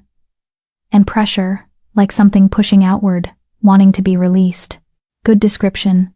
That's your energy body, recognizing it has power it wants to use. Cassandra began walking around Sarah in a slow circle. Every wolf has an energy body. It's what lets us shift, what connects us to the moon goddess, what makes the mate bond possible. But most wolves never learn to consciously manipulate their energy beyond the basic shift. They just let instinct handle it. And Silver Scribes are different? Silver Scribes don't just have energy. You have channels, pathways that let you sense, read, and manipulate information itself, truth and lies, emotions and intentions. And most importantly, Cassandra stopped in front of her. You can read and write with pure energy. That's what lets you understand the old language. The symbols aren't just pictures. They're concentrated packets of information and magic that your gift can decode. Sarah's head was already spinning. That sounds complicated. It is. Which is why we're starting simple. Cassandra held out her hand. Take my hand and close your eyes. I'm going to push a tiny bit of my energy toward you. Your job is to sense it, understand what it feels like, and describe it to me. Sarah took Cassandra's hand, closing her eyes. For a moment, nothing happened. Then she felt it, a warmth flowing from Cassandra's palm into hers. Not physical heat, but something else. Something that carried information. Excited? Sarah said uncertainly. And curious. And amused? Excellent, Cassandra squeezed her hand. You're reading my emotional state through the energy. That's basic empathy work. Most wolves can't do it at all. But for you, it should be as natural as breathing once you practice. Now, I'm going to think of a specific memory. Tell me what you sense. The energy shifted, and suddenly Sarah was flooded with impressions. Sunshine, laughter, the taste of strawberries, a feeling of pure joy. Summer, Sarah whispered. You're remembering summer. Something happy. A picnic maybe? Someone you love was there. My daughter's 5th birthday, 7 years ago. Cassandra's voice was thick with emotion. That's advanced work, Sarah. You pulled a specific memory from general emotional energy. Do you understand what that means? Sarah opened her eyes. That I can read people. That you can read truth. Memory is truth. It's what actually happened, filtered through emotion and perspective. If you can sense memory, you can sense when someone's lying, when they're hiding something, when their words don't match their internal reality. Cassandra's expression grew serious. That's an incredibly powerful gift, and an incredibly dangerous one. People will fear you if they know you can read them like a book. Then why teach me? Because the Alpha King needs someone he can trust to tell him truth. And because you deserve to understand what you're capable of. Cassandra released her hand. Now, let's see if we can get you to manifest power intentionally instead of just when you're angry. The next hour was frustrating.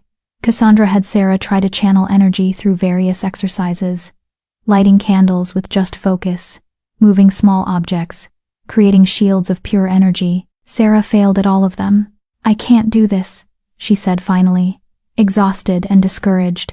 You're trying to force it. Power doesn't respond well to force from beginners. Cassandra sat down on the stone floor, gesturing for Sarah to join her. Let me ask you something. Why did you agree to come here? What do you really want? Sarah sat, thinking about the question. I want to understand what I am. I want to be strong enough that no one can reject me or dismiss me ever again. She paused. I want to matter. There it is. Cassandra smiled. That's your why. That's your anchor. When you're trying to access power, don't think about the mechanics. Think about why you need it. Think about that feeling at the ceremony when you finally stood up for yourself. Channel that. Sarah closed her eyes, remembering. The surge of power. The moment of clarity when she told Damien and Isla exactly what she thought. The feeling of being seen. Heat bloomed under her skin. That's it, Cassandra said quietly. Don't force it. Just let it flow. Now, open your eyes and look at the candle in front of you. Don't try to light it. Just push some of that warmth toward it, like offering it a gift. Sarah opened her eyes. A candle sat on the stone about 3 feet away. She focused on it, feeling the warmth in her chest, and imagined extending it outward. The candle flickered, then caught. A small flame danced to life. I did it, Sarah breathed. You did it, Cassandra laughed. First day, first successful manifestation. The Alpha King is going to be insufferably smug about being right about you. They worked for another hour, Sarah practicing the basic energy manipulation until she could light candles consistently. It was exhausting. Each use of power drained her a little more, until she was shaking with fatigue. Enough, Cassandra said finally. You've done excellent work for a first session. Go eat, rest, and we'll continue tomorrow. Sarah stood on trembling legs. Thank you for being patient with me. Honey, patience is my least favorite virtue. I'm just invested in seeing what you become. Cassandra's expression softened. You've got real power in you, Sarah. Raw and unformed, but genuine. The Alpha King wasn't wrong to bring you here. Now go. You've earned a break. Sarah spent the afternoon in the library Helena had mentioned. It was magnificent. 3 stories of floor-to-ceiling books, with rolling ladders, comfortable reading nooks, and tables covered in scrolls and manuscripts. The smell of old paper and leather bindings was intoxicating. She was browsing the history section when she felt someone watching her. You must be the new silver scribe everyone's talking about. Sarah turned to find a male wolf studying her with open curiosity. He was tall and lean, with warm brown skin, short black hair, and intelligent dark eyes behind wire-rimmed glasses. He wore scholar's robes, deep blue with silver trim. "I'm Sarah Martinez," she said, offering her hand. "And I'm not really a silver scribe yet, still figuring out what that means." Marcus Chen, head librarian and the court's primary historical researcher. He shook her hand warmly. "And don't sell yourself short. If Alexander brought you here specifically, you're already more than you think you are. He doesn't make mistakes about bloodline potential. You sound like you know him well. I've worked for him for 6 years, helped him track down most of those old texts he's obsessed with." Marcus gestured to a private study room. "Speaking of which, he asked me to give you an orientation to the collection, show you what we have, what we're looking for, that sort of thing. Have time now?"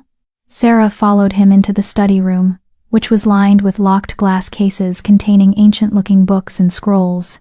"This is our secured collection," Marcus explained. "Everything here is at least 300 years old. Some pieces date back to the founding of the first wolf packs. And these," he pointed to a special case containing 17 small leather-bound books, "are the old texts, the ones written in the first language that none of us can read." Sarah moved closer, studying them through the glass. Just looking at them made her head hurt, the same sensation she'd felt when Alexander showed her one. "Why do they do that?" she asked. "Why does looking at them hurt?" "Because they're not meant for modern wolves. They're encoded with magic that only unlocks for specific bloodlines. Silver scribes being the primary one." Marcus pulled out a key, unlocking the case. "Alexander said you should try examining them again, see if your training this morning made any difference." He carefully removed the smallest text and handed it to Sarah. The moment her fingers touched it, the pain intensified. But this time, underneath the pain, she felt something else. A pulling sensation, like the book wanted to communicate but couldn't quite bridge the gap. Sarah opened it carefully. The pages were covered in symbols, NESA, flowing, organic shapes that seemed to shift when she looked at them directly. But now, after Cassandra's training, after learning to sense energy, she could feel something. "There's information here," she said slowly. "I can feel it. Like pressure. Like something trying to be released. But I can't access it yet. But you can sense it. That's progress." Marcus leaned forward eagerly. "What does it feel like? The information? Old. Important. And..." Sarah frowned, trying to articulate the sensation. "Warning. This book feels like a warning." "About what?" "I don't know. I can't read it yet." Frustration welled up. "It's right there, right at the edge of my understanding, but I can't quite grasp it. Give it time. From what Cassandra told me, you lit your first intentional candle this morning. You're not going to be reading ancient magical texts this afternoon." Marcus took the book back gently, returning it to the case. "But the fact that you can sense its general purpose? That's remarkable, Sarah. Most wolves don't even get that much." A knock at the study room door interrupted them. Helena entered, her expression professional but with an undertone of urgency. "Miss Martinez, the Alpha King requests your presence in his private study. Immediately." "Oh." Something in her tone made Sarah's stomach tighten. "Is something wrong?" He didn't say, but he was. Intense. Helena's eyes flicked to Marcus. "You should go now." Sarah followed Helena through corridors she was already starting to recognize, deeper into the mountain, until they reached a heavy door carved with intricate wolf imagery. Helena knocked once, then opened it. "Miss Martinez, as requested." "Thank you, Helena." Alexander's voice came from within. Sarah entered to find him, standing by floor-to-ceiling windows that overlooked the western valley. His back was to her, his posture tense. The door closed behind her, leaving them alone. "You wanted to see me?" Sarah asked. "I received word from Crescent Moon Pack." Alexander turned to face her, and his expression was cold fury barely contained. "From your former beta, specifically."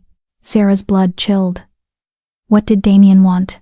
To lodge a formal complaint about my conduct at his ceremony, to suggest I coerced or manipulated you into leaving with me. To demand your return to your home pack for your own safety. His eyes glittered dangerously. He's claiming I abducted you. That's insane. I came willingly. I know that. You know that. But he's making it a formal political issue, questioning my authority, my methods, my treatment of pack members under my protection. Alexander's jaw clenched. And more concerning, he's not doing this alone.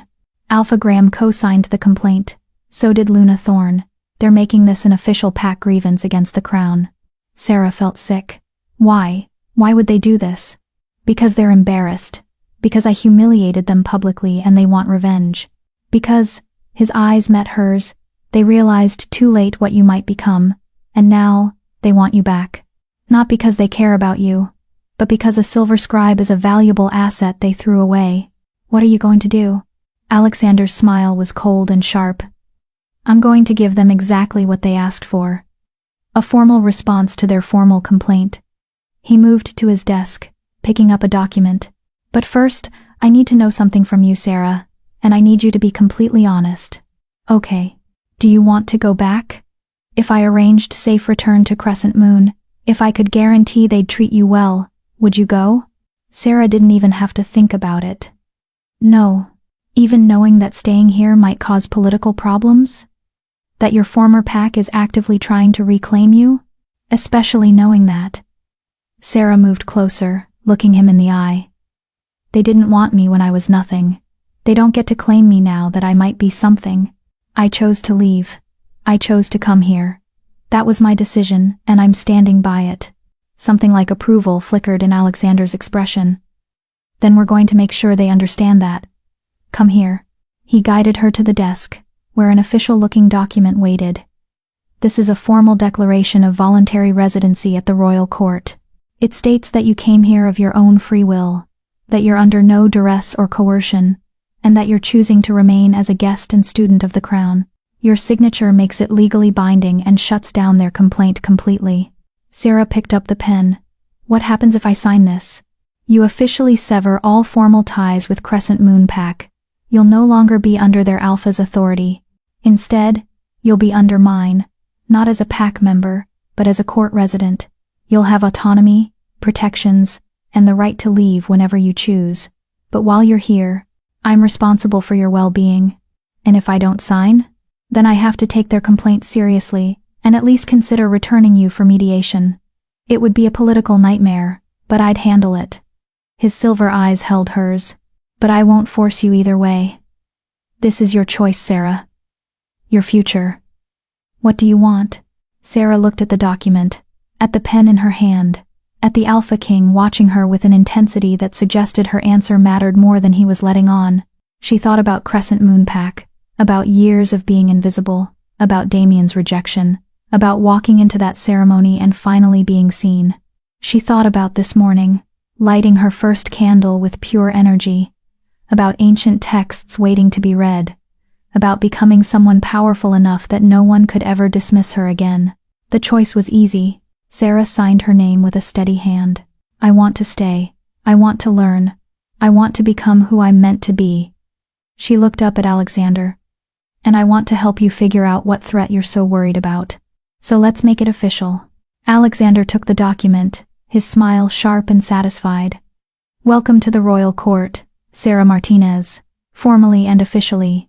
He moved to a side table, where a bottle of amber liquid waited. This calls for a toast. He poured 2 glasses, handing one to Sarah. To new beginnings, to old magic awakening, and to showing certain wolves that they should have appreciated what they had. Sarah raised her glass. To choosing my own future. They drank, the liquid burning pleasantly down her throat. Now, Alexander said, setting down his glass. Let's draft my response to your former pack. I want them to understand exactly how badly they miscalculated. As he pulled out fresh paper and began writing, Sarah watched him work, watched this powerful, dangerous Alpha King who'd turned her life upside down and given her a chance at something more. She still didn't fully trust him, still didn't understand all his motivations. But for the first time in her life, she was choosing her own path, instead of accepting the one others carved for her, and that felt like power all its own. Chapter 8. The First Translation. 3 weeks passed in a blur of training, study, and gradual transformation. Sarah fell into a routine that felt more purposeful than anything she'd experienced in her old life. Mornings with Cassandra, learning to channel and control her energy. Afternoons in the library with Marcus, studying the history of silver scribes and trying to understand the context of the old texts. Evenings with Alexander, where he'd test her progress and share what little he knew about the coming threat he feared. She was getting stronger, not just magically, but physically, mentally. The court's training was rigorous but effective. She could now light candles without concentration, sense emotions from across a room, and even create small shields of protective energy. But she still couldn't read the old texts. Until the morning of the 4th week, Sarah woke before dawn with a splitting headache and symbols dancing behind her eyelids. She dreamed of the texts again, vivid dreams where the symbols came alive, trying to tell her something urgent, something vital. She gave up on sleep, dressed quickly, and made her way to the library while the court was still mostly asleep. Marcus kept the secured collection locked, but he'd given Sarah access weeks ago, trusting her with the precious materials. She unlocked the case with trembling hands and removed the smallest text, the one that had felt like a warning when she first touched it. The symbols on the cover still hurt to look at, but the pain was different now, sharper, more focused, like a key that was almost, but not quite, fitting into a lock. Sarah sat at the study table, the text in front of her, and closed her eyes. She did what Cassandra had taught her, found her anchor, her reason for needing this power. She thought about being dismissed and rejected, about being told she didn't matter, about the determination to prove them all wrong. Heat bloomed under her skin, power surged through her channels. When she opened her eyes, the symbols were glowing. Not physically, she could still see them as black marks on yellowed pages, but overlaid on top of them was a luminous script that pulsed with energy, with meaning, with information that her silver scribe gift could finally decode. Her hand moved without conscious thought, pulling paper and pencil toward her. And she began to translate. The words came slowly at first, then faster as her gift found its rhythm. In the time before memory, when wolves first learned to speak with human tongues and walk on 2 legs, there was a covenant made between our kind and the earth itself. We were given the gift of transformation, the blessing of the mate bond, the protection of the moon goddess. In exchange, we promised to be guardians, protectors, keepers of the balance between the wild and the civilized. Sarah's hand cramped, but she couldn't stop. The words kept flowing. But guardians can become complacent. Protectors can forget what they protect. And when the balance tips too far, when wolves forget their sacred duty and live only for themselves, the earth remembers. The old magic remembers. And what was given can be taken away. Her headache intensified, but Sarah pushed through it. This text is a warning for those who come after. There is a price for abandoning the covenant. There are consequences for treating sacred gifts as entitlements. When enough wolves have rejected their true mates, when enough packs have prioritized power over purpose, when enough of our kind have forgotten what we are. Sarah's hand shook violently. But she kept writing. The culling will come. She stopped, staring at the words she'd written. The culling. The term carried weight, carried horror, carried implications that made her blood run cold. What's the culling? She whispered to the empty library. The text didn't answer, but more symbols glowed, demanding translation. The culling is the earth's reset. When wolves have strayed too far from their purpose, an ancient force awakens to remind us what we are. It strips away the gifts of those deemed unworthy. It breaks mate bonds that should never have been made. It forces us back to our roots, back to the wild, back to the beginning. Sarah felt sick. How do we stop it? The culling cannot be stopped. It can only be survived by those who remember, those who honor the covenant, those who treat the sacred as sacred. The purge will come for the unfaithful, the arrogant, the false.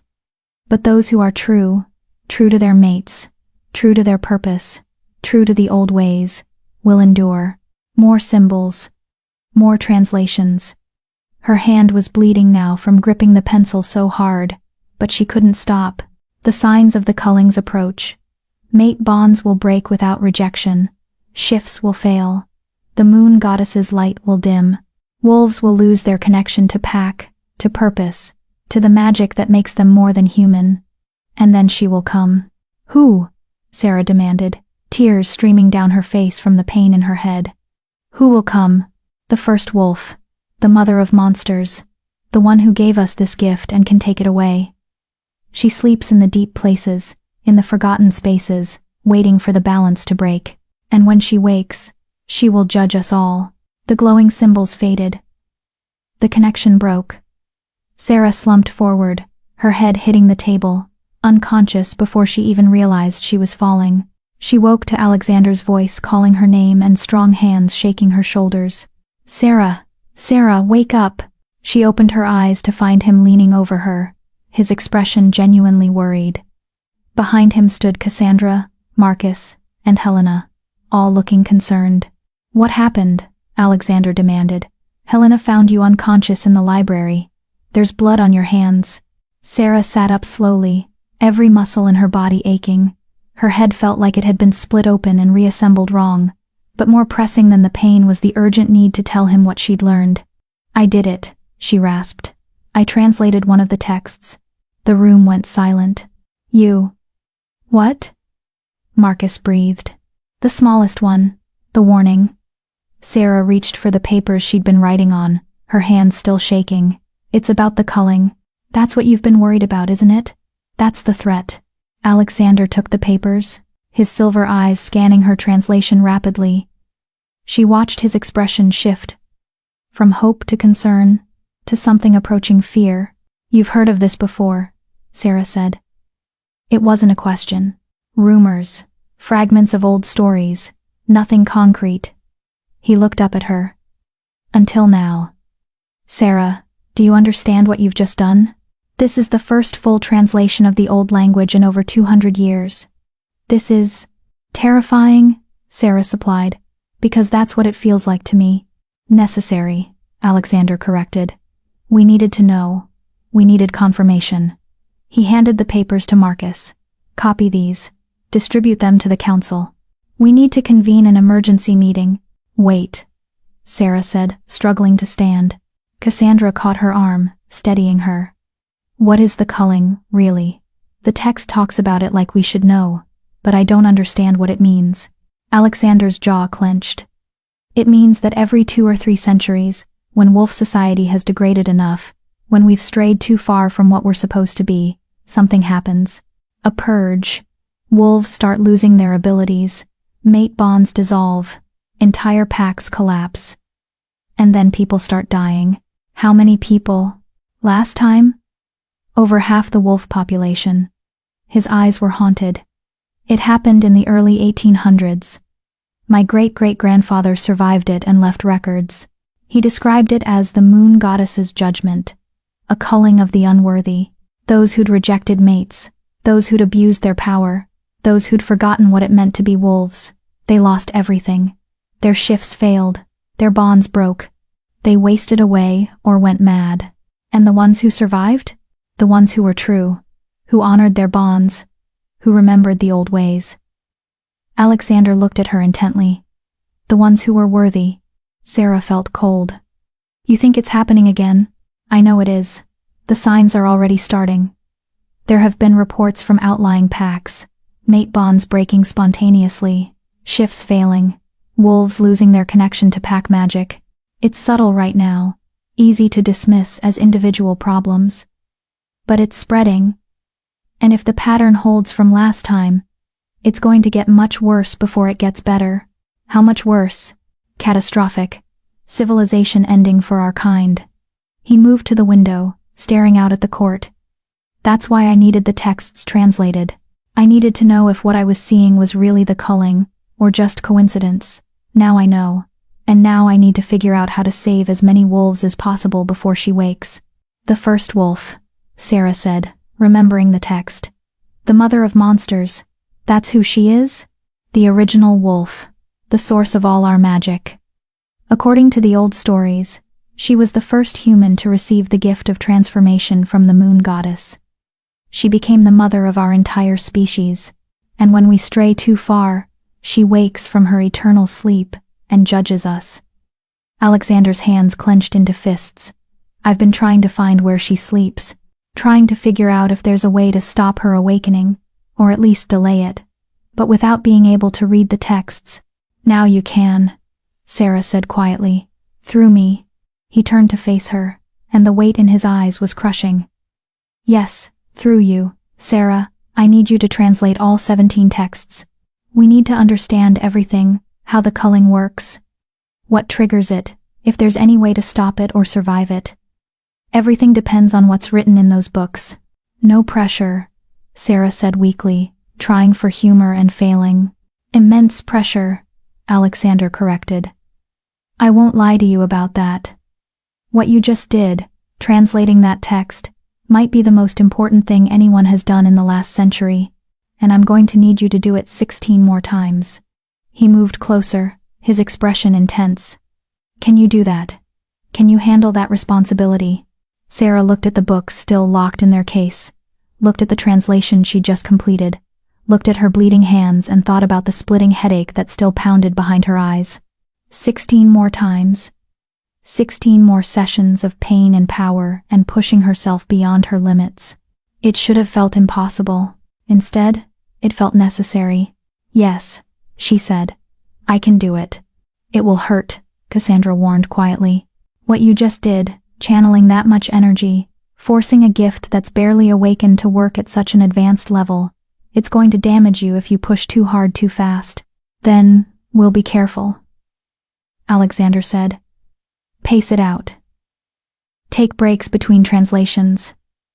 Make sure Sarah's healthy and strong enough for each attempt." He looked at Cassandra. "Can you help with that? Manage her energy levels? Make sure she doesn't burn herself out?" "I can try. But there are limits to what even I can do." Cassandra met his eyes. "If she pushes too hard, she could damage her channels permanently. Or worse. Then we'll make sure that doesn't happen." Alexander's tone brooked no argument. He turned back to Sarah. "I'm not going to sacrifice you for this, understand? We'll work at whatever pace keeps you safe. But I need you to be honest with me about your limits. Don't be a hero. Don't push yourself until you break." "I'm not trying to be a hero," Sarah said. "But if what you're saying is true, if half the wolf population could die if we don't figure this out, then I'm not going to hold back just to stay comfortable." Something like respect flickered in Alexander's expression, spoken like a true silver scribe. They were always the ones willing to sacrifice for the greater good. He gestured to Helena. "Get her to the healers. Make sure there's no permanent damage from this first translation. And someone bring food to her rooms. She's going to need to eat and rest." "I'm fine," Sarah protested, even as her legs threatened to give out. "You're not fine. You're exhausted and probably mildly concussed from whatever you just put your brain through." Alexander caught her before she could fall, his arms strong and steady. "Don't argue. You're brilliant and powerful and exactly what we need, but you're also still learning, and pushing yourself to collapse isn't going to help anyone." He was right, and Sarah was too tired to argue. She let Helena and Cassandra guide her out of the library, back toward her rooms, while Alexander and Marcus remained behind to discuss the implications of what she'd discovered. As they walked through the corridors, Sarah's mind kept returning to the translation, to the words she'd written in her own shaking hand. "The culling will come for the unfaithful, the arrogant, the false." She thought about Damien, about Isla, about all the wolves who treated mate bonds like business transactions and sacred gifts like entitlements. Were they going to die? Were they going to lose everything? And more terrifying, was Sarah somehow responsible for saving them, even after everything they'd done to her? The healers were efficient and thorough, checking her energy channels, treating the minor bleeding in her hands, giving her something that dulled the headache to a manageable throb. They declared her physically fine but magically exhausted, prescribing rest and rich food to rebuild her energy reserves. By the time they left, Sarah was alone in her rooms with a tray of food she was too anxious to eat. A knock at her door made her look up. "Come in," she called, expecting Helena or maybe Cassandra with more instructions. Instead, Alexander entered, carrying 2 glasses of wine and looking more tired than she'd ever seen him. "I thought you might want company," he said, offering her one of the glasses. "And maybe an explanation about what happens next." Sarah took the wine gratefully, What does happen next? I'm calling a territory-wide council meeting, all 30 packs under my rule. I'm going to tell them what you discovered. Warn them about the culling. Give them a chance to prepare. He sat down across from her, his usual confidence dimmed by exhaustion. And I'm going to ask them to start honoring the old ways again. Stop treating mate bonds like political tools. Stop forgetting what we are. Will they listen? Some will. Some won't. Some will think I'm insane for believing ancient prophecies and warnings written in dead languages. His smile was bitter. But I have to try. Because if I don't, and the culling comes in full force, millions of wolves will die, and I'm not willing to let that happen without a fight. Sarah studied him over the rim of her wine glass. You really care about them. All of them. Not just the powerful ones, or the useful ones. All of them. I'm the Alpha King. They're my responsibility. Of course I care. He looked at her, and something vulnerable flickered in his expression. Does that surprise you? A little. I thought you were just strategic, calculating, using people for what they could give you. I am strategic. I do calculate. And yes, I use people's skills and gifts to achieve my goals. He leaned forward. But my goals are to protect and strengthen our species, to make sure we survive and thrive. That requires caring, Sarah. Cold calculation alone doesn't inspire loyalty, doesn't make people willing to sacrifice, doesn't build the kind of unity we're going to need to survive what's coming. So you do have a heart under all that cold Alpha King exterior. Don't tell anyone. It would ruin my reputation. But his smile was genuine, almost warm. Thank you, Sarah, for what you did today, for being brave enough to push yourself to translate that text, for giving us the information we desperately needed.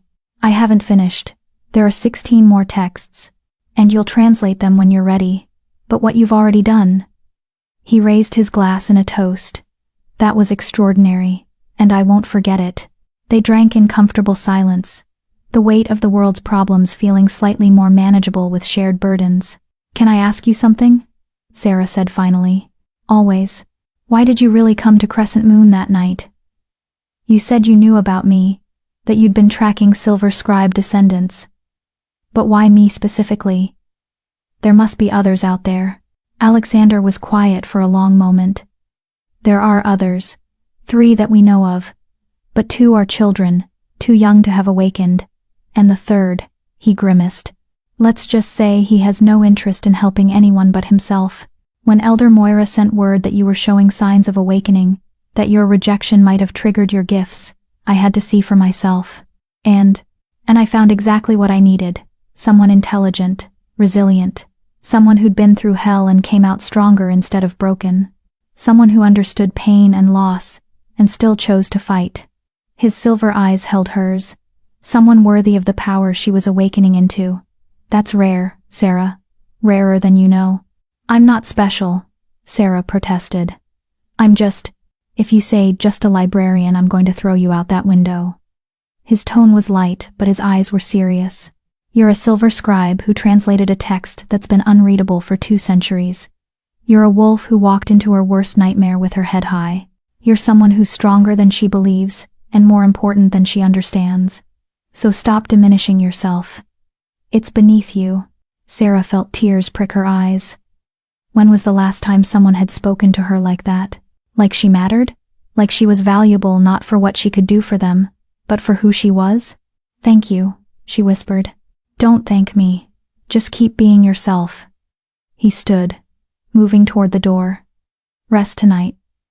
Tomorrow we'll start planning the next translation. But for now, let yourself breathe. You've earned it. He left, and Sarah sat alone with her wine and her thoughts, and the weight of knowing that the fate of their entire species might rest on her ability to read ancient books. No pressure at all. She looked out at the gardens below, at the wolves moving through their evening routines, completely unaware that their world was about to change. The culling was coming. And somehow, Sarah Martinez, the rejected Omega, the plain library wolf, the one nobody had ever thought mattered, was the key to surviving it. Life, she thought with dark humor, had a twisted sense of irony. Chapter 9. The Council. 2 weeks later, The royal court was transformed into a nerve center of political power. Alphas arrived from all 30 packs in the Western Territory, bringing their betas, lunas, and key advisors. The court's great hall, usually reserved for state ceremonies, was converted into a massive council chamber, with seats arranged in a semicircle facing a raised platform where Alexander would address them. Sarah watched the arrivals from her window, her stomach twisting with anxiety. "You don't have to attend," Cassandra said from behind her. She'd come to help Sarah prepare, though Sarah wasn't sure what preparation could possibly be enough for this. "Alexander can present the translation without you there. He shouldn't have to." Sarah turned from the window. "I'm the one who translated it. I should be there to answer questions, to defend what I found.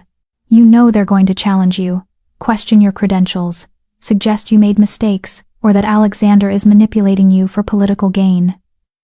Cassandra's expression was worried. Some of these alphas are old school. They don't like change, don't trust prophecies, and definitely don't appreciate being told their way of life is causing a supernatural catastrophe. "Then they're going to be very unhappy with what I have to say."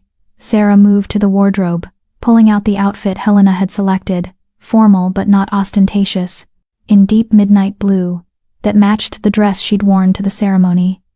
"I'm not going to hide, Cassandra. Not anymore." Cassandra smiled, pride evident in her expression. "Good. Because hiding that power of yours would be a waste." She moved to help Sarah with her hair, arranging it in an elegant style that looked effortless but professional. "Just remember, you're not trying to convince everyone. You're just trying to plant seeds of truth. Some will listen, some won't, but the ones who matter will hear you."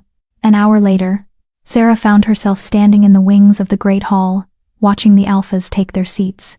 The energy in the room was electric, anticipation mixed with skepticism, mixed with curiosity about why the Alpha King had called this unprecedented gathering. Marcus appeared beside her, his usual scholarly calm replaced with nervous energy. "I've prepared copies of your translation for distribution.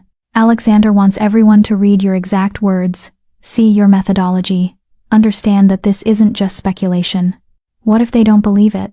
Then we'll have to convince them, or watch them suffer the consequences when the culling accelerates." Marcus's expression was grim. "I've been researching the last culling, reading first-hand accounts from survivors.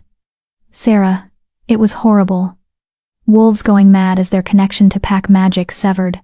Families torn apart as mate bonds dissolved. Entire bloodlines ending because shifts failed at critical moments. If even half of what happened last time happens again." He didn't need to finish. Sarah understood the stakes. Alexander strode past them toward the platform, and Sarah felt the shift in his energy. This wasn't the somewhat relaxed male who'd shared wine in her rooms or patiently explained translation methodology. This was the Alpha King in full power, commanding, authoritative, radiating dominance that made every wolf in the room instinctively straighten. He took his place at the center of the platform, and the hall fell silent. "Alphas of the Western Territory," he began, his voice carrying easily through the vast space. "I've called you here because we face a threat unlike any in our lifetimes. A threat that doesn't care about pack politics or territorial disputes or personal ambitions. A threat that will judge us all, and find many of us wanting." Murmurs rippled through the crowd. Several alphas exchanged skeptical glances. 3 weeks ago, I brought a silver scribe to the royal court. The first one to fully awaken in over 2 centuries. And with her gifts, we've been able to translate texts that have been unreadable since the early 1800s. Texts that contain warnings about a phenomenon called the culling. More murmurs, louder now. Sarah recognized Alpha Graham from Crescent Moon in the 3rd row, his expression dark with what looked like anger and embarrassment. The culling is a supernatural purge that occurs when wolf society has degraded too far. When we've forgotten our sacred duties. When we've treated mate bonds as political tools rather than divine gifts. When we've become more concerned with power than purpose. Alexander's eyes swept the room. And according to the texts, according to the signs I've been tracking, it's happening again, right now. A male alpha stood up, large, aggressive-looking, with a scar across his face. "With respect, Alpha King, this sounds like superstitious nonsense. Old wives' tales meant to scare young wolves into obedience. The culling is a myth. Is it Alpha Stone? Alexander's tone was cold. Then how do you explain the 3 mate bonds in your pack that dissolved spontaneously in the last 6 months? Or the 4 wolves who've reported shift failures? Or the general sense of disconnection your pack members have been experiencing? Alpha Stone paled. How do you know about that? Because I've been tracking it, across all 30 packs, and the pattern is consistent and accelerating. Alexander gestured, and Marcus moved forward with stacks of documents. You're all receiving copies of the translated text, along with data I've compiled on supernatural anomalies across the territory. Read it, study it, and then tell me I'm being superstitious. As the documents were distributed, Sarah watched the Alpha's reactions. Some read with growing concern, others with obvious skepticism. A few looked genuinely frightened. Then Alpha Graham stood, and Sarah's stomach dropped. Alpha King, I have questions about this translation you're relying on so heavily. Ask them. Who is this Silver Scribe? What are her credentials? How do we know she didn't simply mistranslate or misinterpret what she found? His eyes found Sarah in the wings, cold and calculating. How do we know you're not using some conveniently timed prophecy to consolidate more power? The accusation hung in the air like poison. Alexander's expression went deadly calm. Are you questioning my integrity, Alpha Graham? I'm questioning the foundation of your claims. You're asking us to believe that wolf civilization is ending based on the translation of one inexperienced wolf whose gifts only awakened recently. Graham's tone was carefully respectful, but his meaning was clear. Perhaps we should hear from this translator directly, let her explain her methods, answer our questions, prove she knows what she's doing. It was a trap, and everyone knew it. Graham wanted to discredit Sarah, to make her look incompetent or manipulated, thereby discrediting everything Alexander was trying to warn them about. But it was also an opportunity. Before Alexander could respond, Sarah stepped out of the wings onto the platform. The murmurs grew louder. She felt hundreds of eyes on her, assessing, judging, dismissing. Felt their skepticism like a physical weight. But she'd faced worse than skeptical alphas. She'd faced her rejected mate at his ceremony and survived. She could handle this. I'm Sarah Martinez, she said, her voice steady and clear. Former archivist of Crescent Moon Pack, recently awakened Silver Scribe, and the translator of the texts Alpha King Alexander is referencing. Former archivist? Graham pounced on that. So you left Crescent Moon? Under what circumstances? Under the circumstances of being rejected by my true mate, and then invited to his mating ceremony as a form of public humiliation. Sarah met his eyes steadily.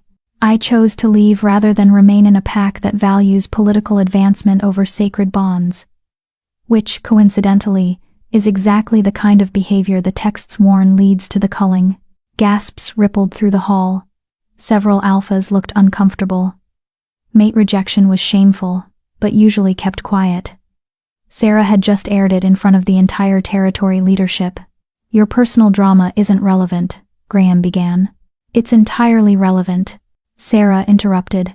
Because mate rejection is one of the primary triggers for the culling. The texts are explicit about this. When wolves treat the moon goddess's gift as disposable, when they reject true mates for more suitable partners, when they prioritize bloodlines and politics over sacred bonds, that's when the balance breaks. That's when she wakes.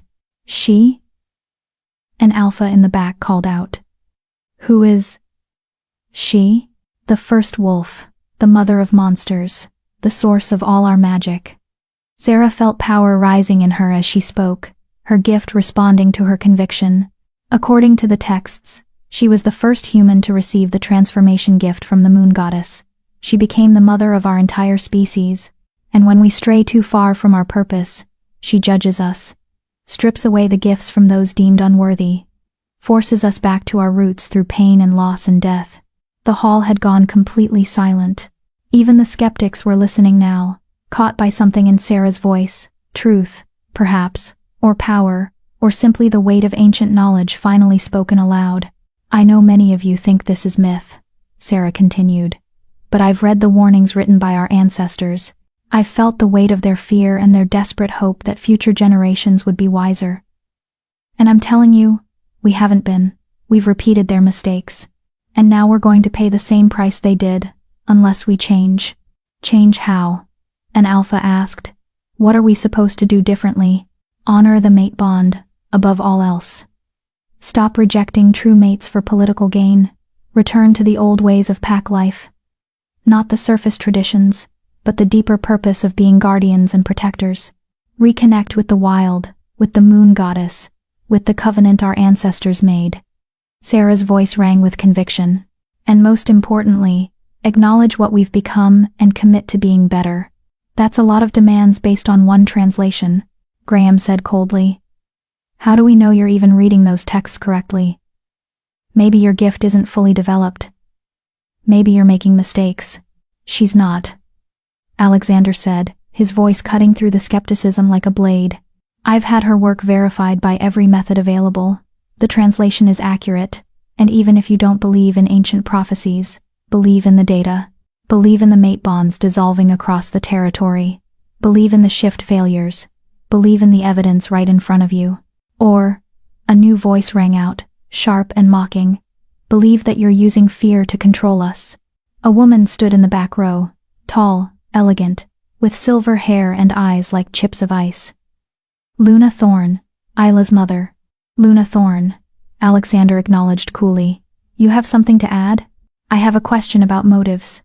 She moved toward the center aisle, commanding attention. You bring this girl here, the same girl who caused a scene at my daughter's mating ceremony, who's clearly infatuated with power and status. And suddenly she's translating ancient prophecies that conveniently require us all to defer to your authority? It's quite a coincidence. It's not a coincidence, it's correlation, Sarah said before Alexander could respond. And I'm not infatuated with anything except staying alive. Luna Thorne, your daughter mated my rejected mate. You were there when I was publicly humiliated. You know exactly what kind of treatment led me to leave.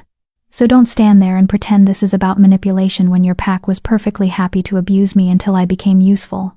Luna Thorne's expression tightened. How dare you? How dare I speak truth? Sarah felt her power rising, crackling in the air around her. The candles in the hall flickered. That's what silver scribes do, Luna. We speak truth, even when it's uncomfortable. Even when powerful people don't want to hear it. Your pack rejected sacred bonds for political advancement. Mine did too. And now we're all going to suffer the consequences unless we stop. The lights flickered more violently. Sarah felt her gift reaching out, touching the wolves in the hall, sensing their truths, their lies, their hidden fears. There are 17 wolves in this room who have rejected true mates, she said, the words coming from somewhere deep and ancient. 32 who've broken mate bonds for political reasons. 47 who've treated sacred gifts as transactions. You can deny the culling all you want, but you know what you've done. You know what we've all done. And deep down, you're afraid, because you know this is real. The silence was absolute. Sarah could feel them. Their fear. Their anger. Their reluctant recognition that she was right. Then Alpha Stone stood again. Prove it.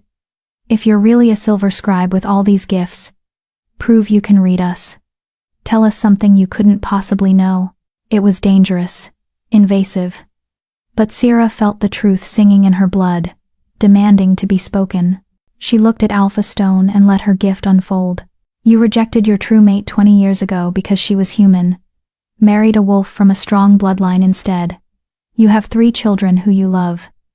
But you dream about the human every night. Wonder what your life would have been like if you'd been brave enough to choose love over duty. And you're terrified that the culling will take everything from you as punishment for that cowardice. Alpha Stone staggered like she'd struck him. Several alphas near him looked shocked. How did you? He whispered. Because I can read truth, Sarah said quietly.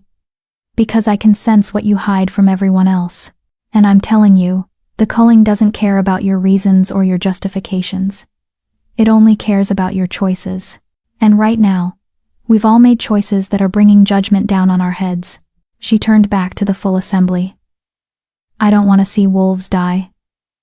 I don't want to watch our civilization collapse. But it will, if we don't change. The texts are clear. The signs are visible. The culling is coming. We can either prepare for it and try to survive with our honor intact, or we can deny it until it's too late. Your choice. Alexander moved beside her, his presence solid and supportive. The choice is yours, Alphas. Believe the warnings, and adjust your behavior, or don't. But when mate bonds start breaking in your packs, when your wolves lose their shifts, when the magic you've taken for granted starts failing, remember this moment. Remember that you were warned, and remember that you chose to ignore it. He gestured to Marcus. You all have copies of the translation. Study them, discuss them with your packs, and when you're ready to take this seriously, my door is open. But I won't waste time arguing with those who prefer comfortable lies to uncomfortable truths. This meeting is adjourned. The dismissal was abrupt and absolute. Alphas stood, some looking shaken, others angry, a few genuinely contemplative. But they were leaving, heading back to their packs, carrying Sarah's words and warnings with them. Whether they'd listen was another question entirely. As the hall emptied, Sarah felt her power drain away, leaving her exhausted and shaking. Alexander caught her elbow, steadying her. You were magnificent, he said quietly. Terrifying and brilliant and exactly what we needed. I think I just made a lot of enemies. You made them see truth. Some will hate you for it. Others will respect you. But all of them will remember. He guided her off the platform. Come on. You need rest and food, and probably a strong drink. They were almost to the exit when a voice stopped them. Sarah. She turned to find Damien standing there, looking uncomfortable and desperate. Behind him, keeping her distance, was Isla, her expression cold fury. What do you want, Damien? Sarah asked, too tired for games. I need to talk to you. About what you said. About rejected mates being targeted by the culling. He glanced at Alexander nervously. Privately? No. Alexander said flatly. Please, Damien's voice cracked. Sarah, if what you said is true, if I'm going to be punished for rejecting you, is there a way to fix it, to make it right? Sarah stared at him, at this male who'd rejected her publicly, who'd invited her to his mating ceremony to humiliate her, who'd only realized her value when someone else claimed her.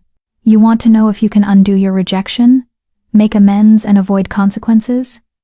She laughed bitterly. That's not how it works, Damien. The culling doesn't care about your last-minute regrets. It cares about your choices. You chose power over sacred bonds. You chose Isla over your true mate. And now you get to live with that choice. But I made a mistake. I see that now.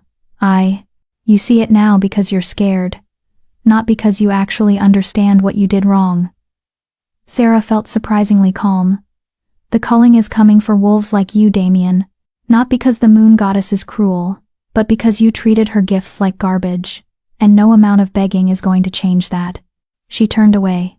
Done with him. Done with his regret that came too late and meant too little. I'm sorry, Damien called after her.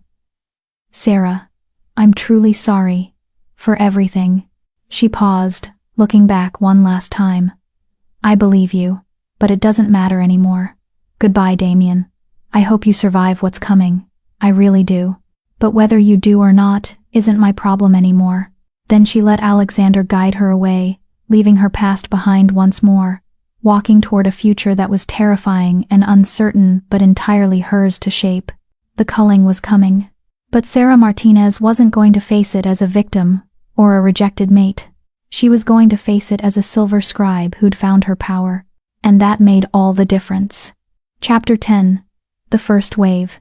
The culling didn't wait for wolves to prepare. 3 days after the council meeting, reports began flooding in from across the territory. Not the scattered incidents that had been easy to dismiss. This was systematic, undeniable, and accelerating. The Silver Pine Pack reported 7 mate bonds dissolving overnight. Wolves who'd been perfectly bonded woke up feeling nothing, the connection severed as cleanly as if they'd been formally rejected. By midday, 2 of those wolves were dead, their bodies simply giving up without the bond to anchor them. The Riverbend Pack lost their entire council of elders when 5 of them failed to shift during the full moon ceremony. They died in agony as their bodies tried and failed to complete the transformation. The Moonstone Pack's Alpha contacted Alexander in a panic. Half his warriors had lost the ability to sense pack bonds.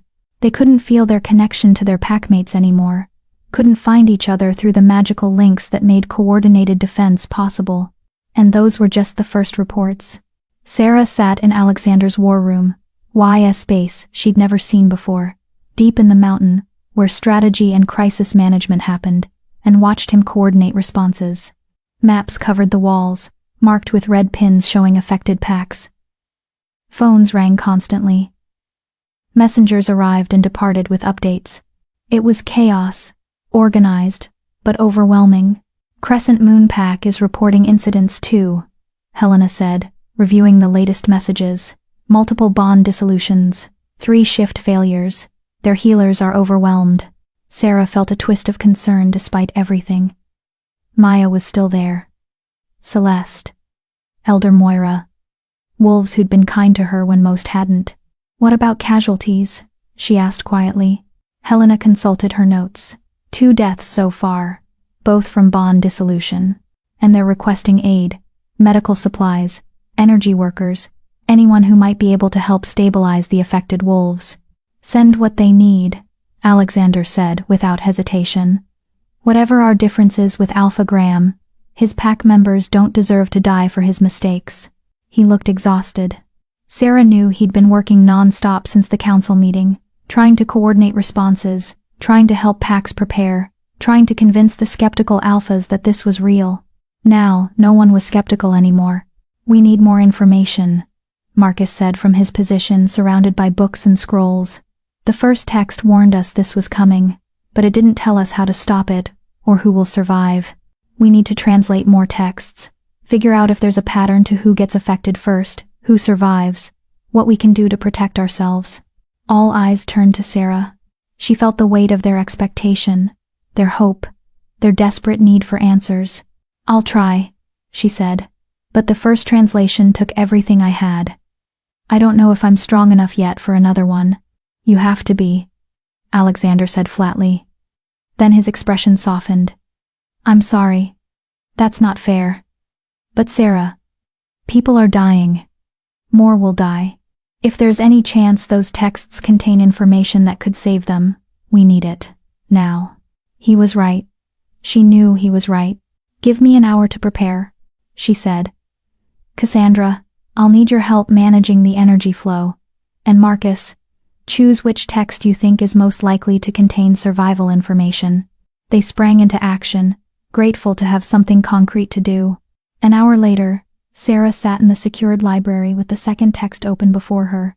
Marcus had chosen carefully. This one was slightly larger than the first, and from what little context they could gather from marginal notes, it dealt with preservation of the worthy. Exactly what they needed. Cassandra sat behind her, hands on Sarah's shoulders, feeding steady streams of energy into her channels to support the work. Remember, if it gets too painful, stop. We need you alive and functional, not burned out. I'll be careful. Sarah closed her eyes, found her anchor, the need to protect, to help, to use this gift for something meaningful, and let her power rise. The symbols began to glow. She opened her eyes and started translating. The culling is not mercy, but it is not random cruelty either. The mother judges with ancient laws, and those laws favor truth above all else. To survive her judgment, one must be true. Sarah's hand moved across the paper, transcribing as fast as she could read. True to one's mate, those who honor sacred bonds will find them strengthened, not severed. Those who have rejected true mates or chosen false bonds will lose everything, no exception, no mercy. True to one's pack, alphas who lead with wisdom and care will keep their connection to pack magic. Those who rule through fear or greed will find their authority stripped away. Betas and warriors who serve with honor will maintain their strength. Those who abuse power will lose it. True to one's nature, wolves who embrace their dual nature, who walk comfortably between human civilization and wild instinct, will survive. Those who have forgotten how to be truly wolf will lose the gift of transformation. Her head was starting to pound, but Sarah pushed through. This was too important. True to the covenant, above all, The mother judges based on whether we remember our sacred duty. We are not merely predators given human form. We are guardians, protectors. We exist to maintain balance between wild and civilized, to protect both human and wolf, to serve the moon goddess's greater purpose. Those who remember this will survive. Those who have forgotten will be culled. Cassandra's energy surged into her, supporting her as the translation grew more complex. There are signs to watch for, to know if one is judged worthy. First, the mate bond will grow stronger, not weaker. Even those without mates will feel the moon goddess's presence more clearly. Second, shifts will become easier, more instinctual. The wolf and human will integrate more smoothly. Third, connection to pack magic will deepen. True pack members will feel their bonds intensify. Fourth, ancient gifts will awaken. Powers that have been dormant for generations will manifest in those deemed worthy to carry them. These signs mark the protected. If you experience them, you will survive the culling. If you do not, prepare your soul for judgment. Sarah's vision was blurring now, but she forced herself to continue. There was more. She could feel it. But know this, even the judged can be saved. Not through pleading or bargaining with the mother, but through genuine change. If a wolf who has rejected their mate finds them and makes true amends before the final judgment, the bond can be restored. If an alpha who has ruled poorly surrenders their position to one more worthy, they may find mercy. If a wolf who has forgotten their purpose remembers and dedicates themselves to the covenant, they may yet survive.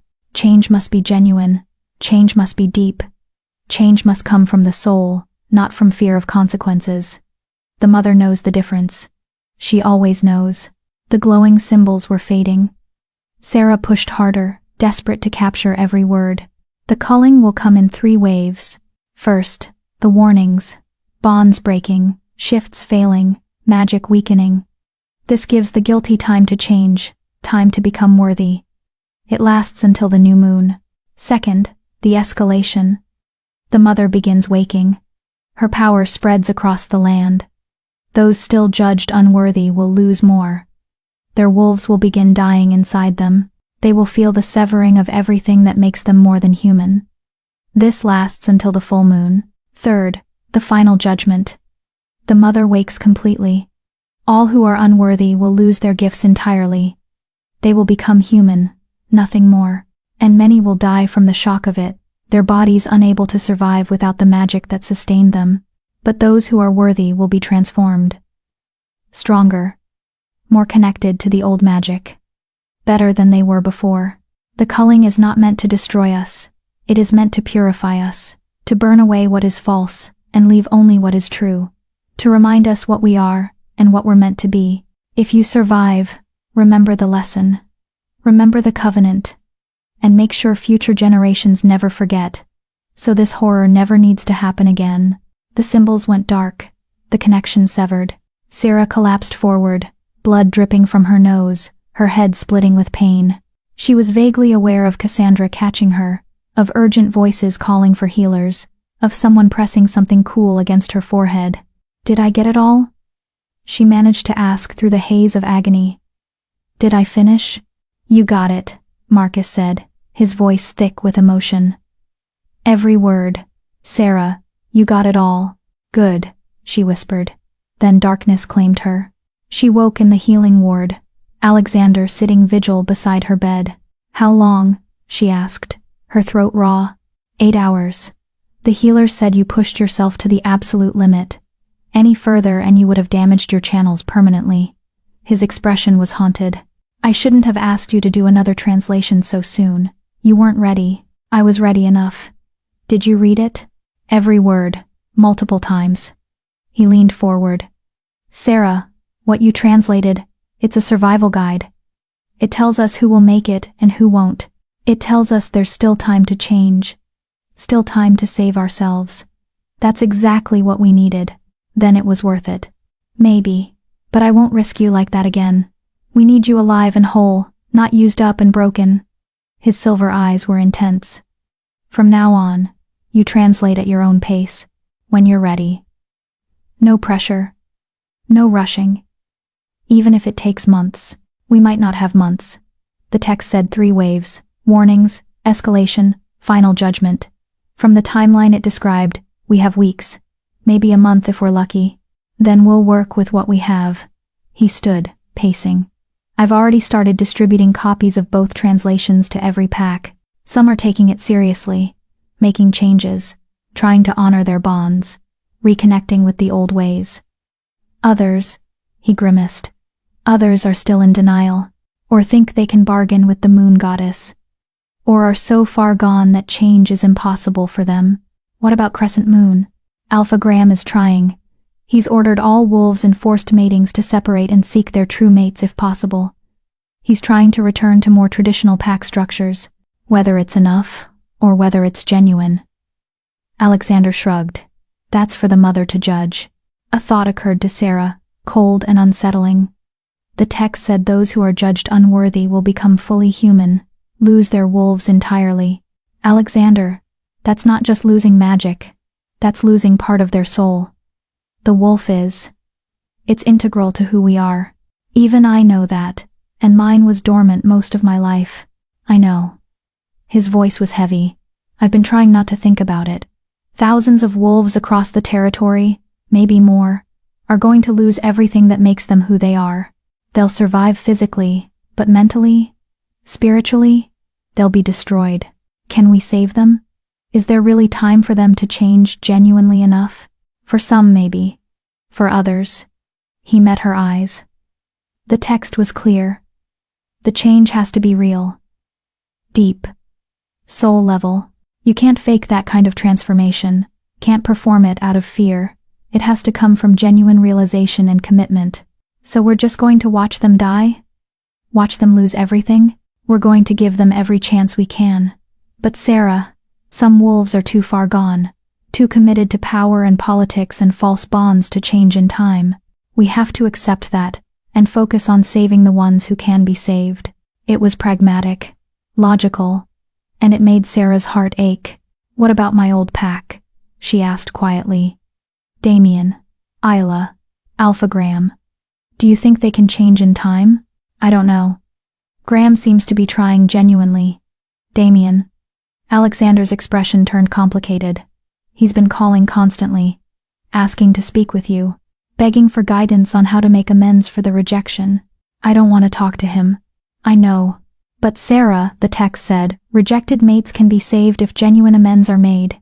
If Damien is sincere, if he's truly changed and not just scared, then maybe there's a chance for him. So I'm supposed to forgive him? Accept him back? After everything? Anger flared hot in her chest. No, Alexander said firmly. The text said amends must be made, not that you have to accept them. His survival is about his actions and genuine change, not about whether you forgive him. You don't owe him anything, Sarah. Not forgiveness. Not your time. Not anything. Some of the tension eased from her shoulders. Good. Because I don't have anything to give him. That part of my life is over. Is it? Alexander studied her carefully. Because I've seen how you react when Crescent Moon is mentioned. You still care about some of the wolves there. Maya. Elder Moira. Others who were kind to you. That's different. They didn't reject me. But they're still there. Still part of a pack that's suffering. Still at risk. He sat back down, his expression serious. I'm going to make you an offer, and I want you to think about it carefully before you answer. What kind of offer? Crescent Moon needs help. Real help. They need someone who understands the culling, who can read truth and guide them toward genuine change. Someone who can identify which wolves are truly trying, and which are just performing for survival. His eyes held hers. They need a silver scribe. They need you. Sarah's stomach dropped. You want me to go back there? I want you to have the choice. I can send you with full royal court authority, with guards and support, as my official representative. You'd help them navigate this crisis, save the ones who can be saved, and maybe, he paused, maybe find some closure with the place that hurt you so badly. Or, Sarah said slowly, I could stay here. Keep translating texts. Help you coordinate territory-wide responses. Let Crescent Moon handle their own problems. You could absolutely do that. and I wouldn't blame you. But Sarah, I've watched you these past weeks. Watched you grow stronger and more confident. Watched you claim your power. And I think part of you needs to go back there, not as the rejected Omega, but as someone who survived and thrived despite them. Not for revenge, but for your own peace. He wasn't wrong. Part of her did want to return. Want to show them what she'd become. Want to prove that rejecting her had been their loss, not hers. But another part was terrified. Terrified of walking back into that place of pain. Terrified of facing Damien and his regret. Terrified of failing the wolves who'd been kind to her. I need to think about it, she said finally. Take your time, but not too much time. The culling won't wait. Alexander stood. Rest, recover. And when you've decided, let me know. Whatever you choose, I'll support it. He left, and Sarah lay alone with her thoughts and the weight of an impossible decision. Go back and face her past, or stay and build her future.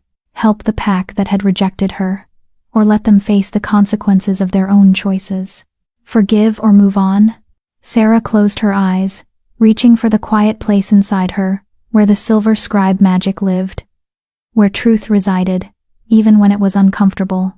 And deep in that quiet place, she already knew what her answer would be. She just needed to be brave enough to say it.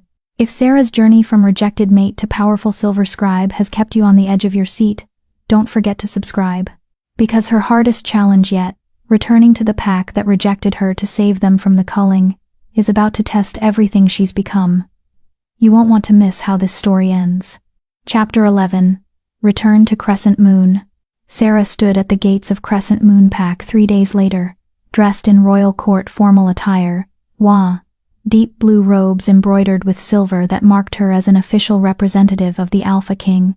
Behind her stood 4 of Alexander's personal guard, and beside her was Cassandra, who'd insisted on coming to help manage the magical aspects of the crisis. It had been less than 2 months since she'd left this place. It felt like a lifetime. The gates opened, and Maya came running out. Sarah.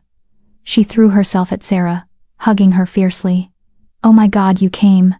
I heard you might, but I didn't believe. You actually came back. Sarah hugged her friend tightly, feeling tears prick her eyes. Couldn't let you face the culling without help. You look incredible, different, powerful. Maya pulled back, studying her. The royal court changed you. I changed me, Sarah corrected gently.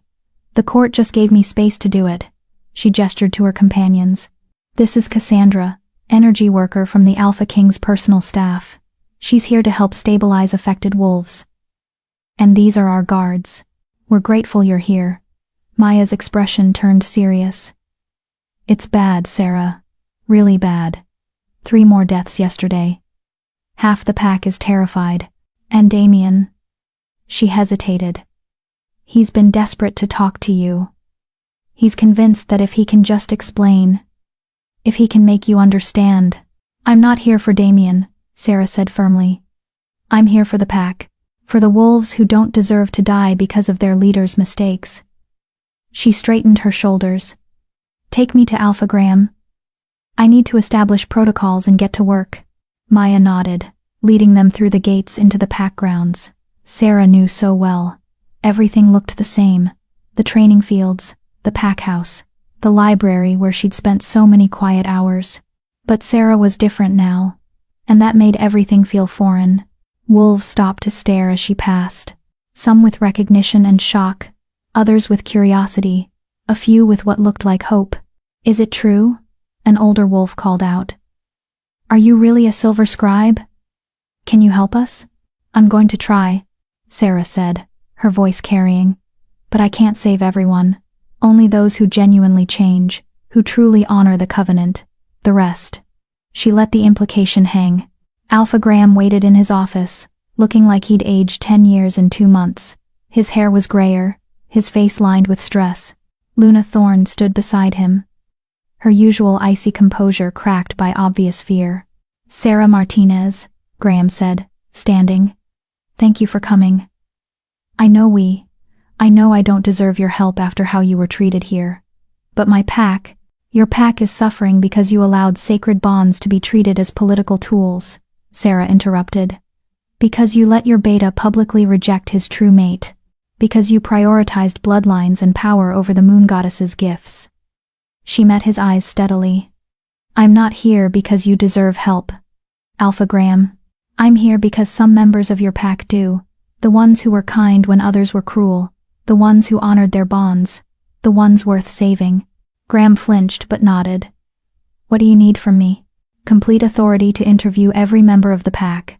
Access to all records of matings, rejections, and pack structure. And absolute honesty. No more politics, no more games. I'm going to ask hard questions, and I need true answers. Can you give me that? Yes, whatever you need. He looked desperate. Can you tell me? Am I going to survive this? My mate bond with Luna is chosen, not fated. Will that? I don't know, Sarah said honestly. It depends on why you chose each other. If it was genuine love and partnership, you might be fine. If it was purely political, she shrugged. The mother judges intent, not just actions. I can't tell you what she'll decide. Luna Thorne made a strangled sound. This is insane. We're being judged by some ancient force based on arbitrary rules. They're not arbitrary, Sarah said coldly. They're about honoring sacred gifts, treating the mate bond with respect, remembering what we are and what we're meant to be.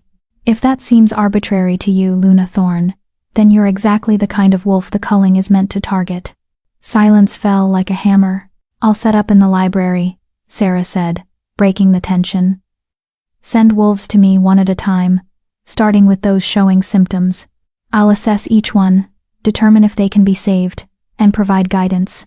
Cassandra will work with your healers to stabilize those who are salvageable, and I'll need to speak with your beta. Damien is. He's been struggling, Graham said carefully. The guilt is eating him alive. He's barely sleeping, barely eating. All he talks about is making amends. Then he can tell me about it during his interview. Sarah's tone was flat, along with everyone else. No special treatment, no exceptions. She turned and left before Graham could respond, Maya and Cassandra following. The library felt like coming home and walking through a graveyard simultaneously. Sarah's old desk was still there, covered in papers she'd left behind. The stacks she'd organized so carefully were exactly as she remembered. But she wasn't the wolf who'd worked here anymore. Set up here, she told Cassandra, gesturing to a reading area. You can use this space for energy work with the affected wolves. I'll do interviews at the main desk. How are you really feeling? Cassandra asked quietly, watching Sarah's face. Being back here, angry, sad, powerful. Sarah looked around the library. This place made me small, kept me quiet and hidden. But I'm not small anymore, and I'm not hiding. No, you're definitely not. Cassandra squeezed her shoulder. Let's save some lives. The first wolf sent to her was an Omega named Rebecca.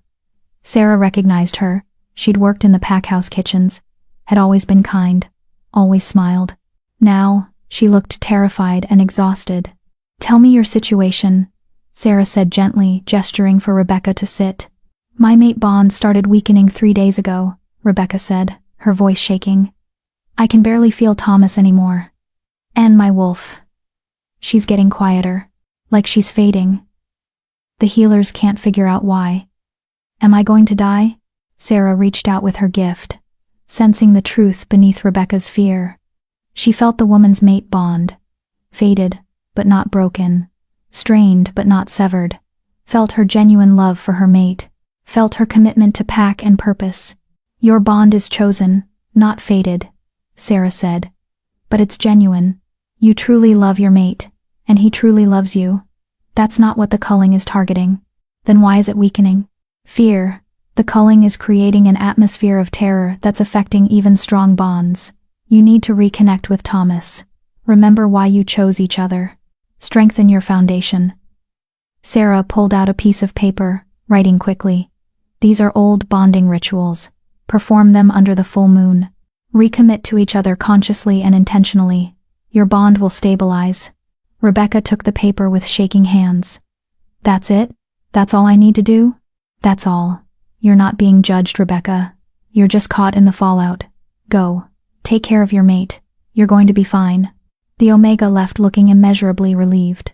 The next wolf wasn't so lucky.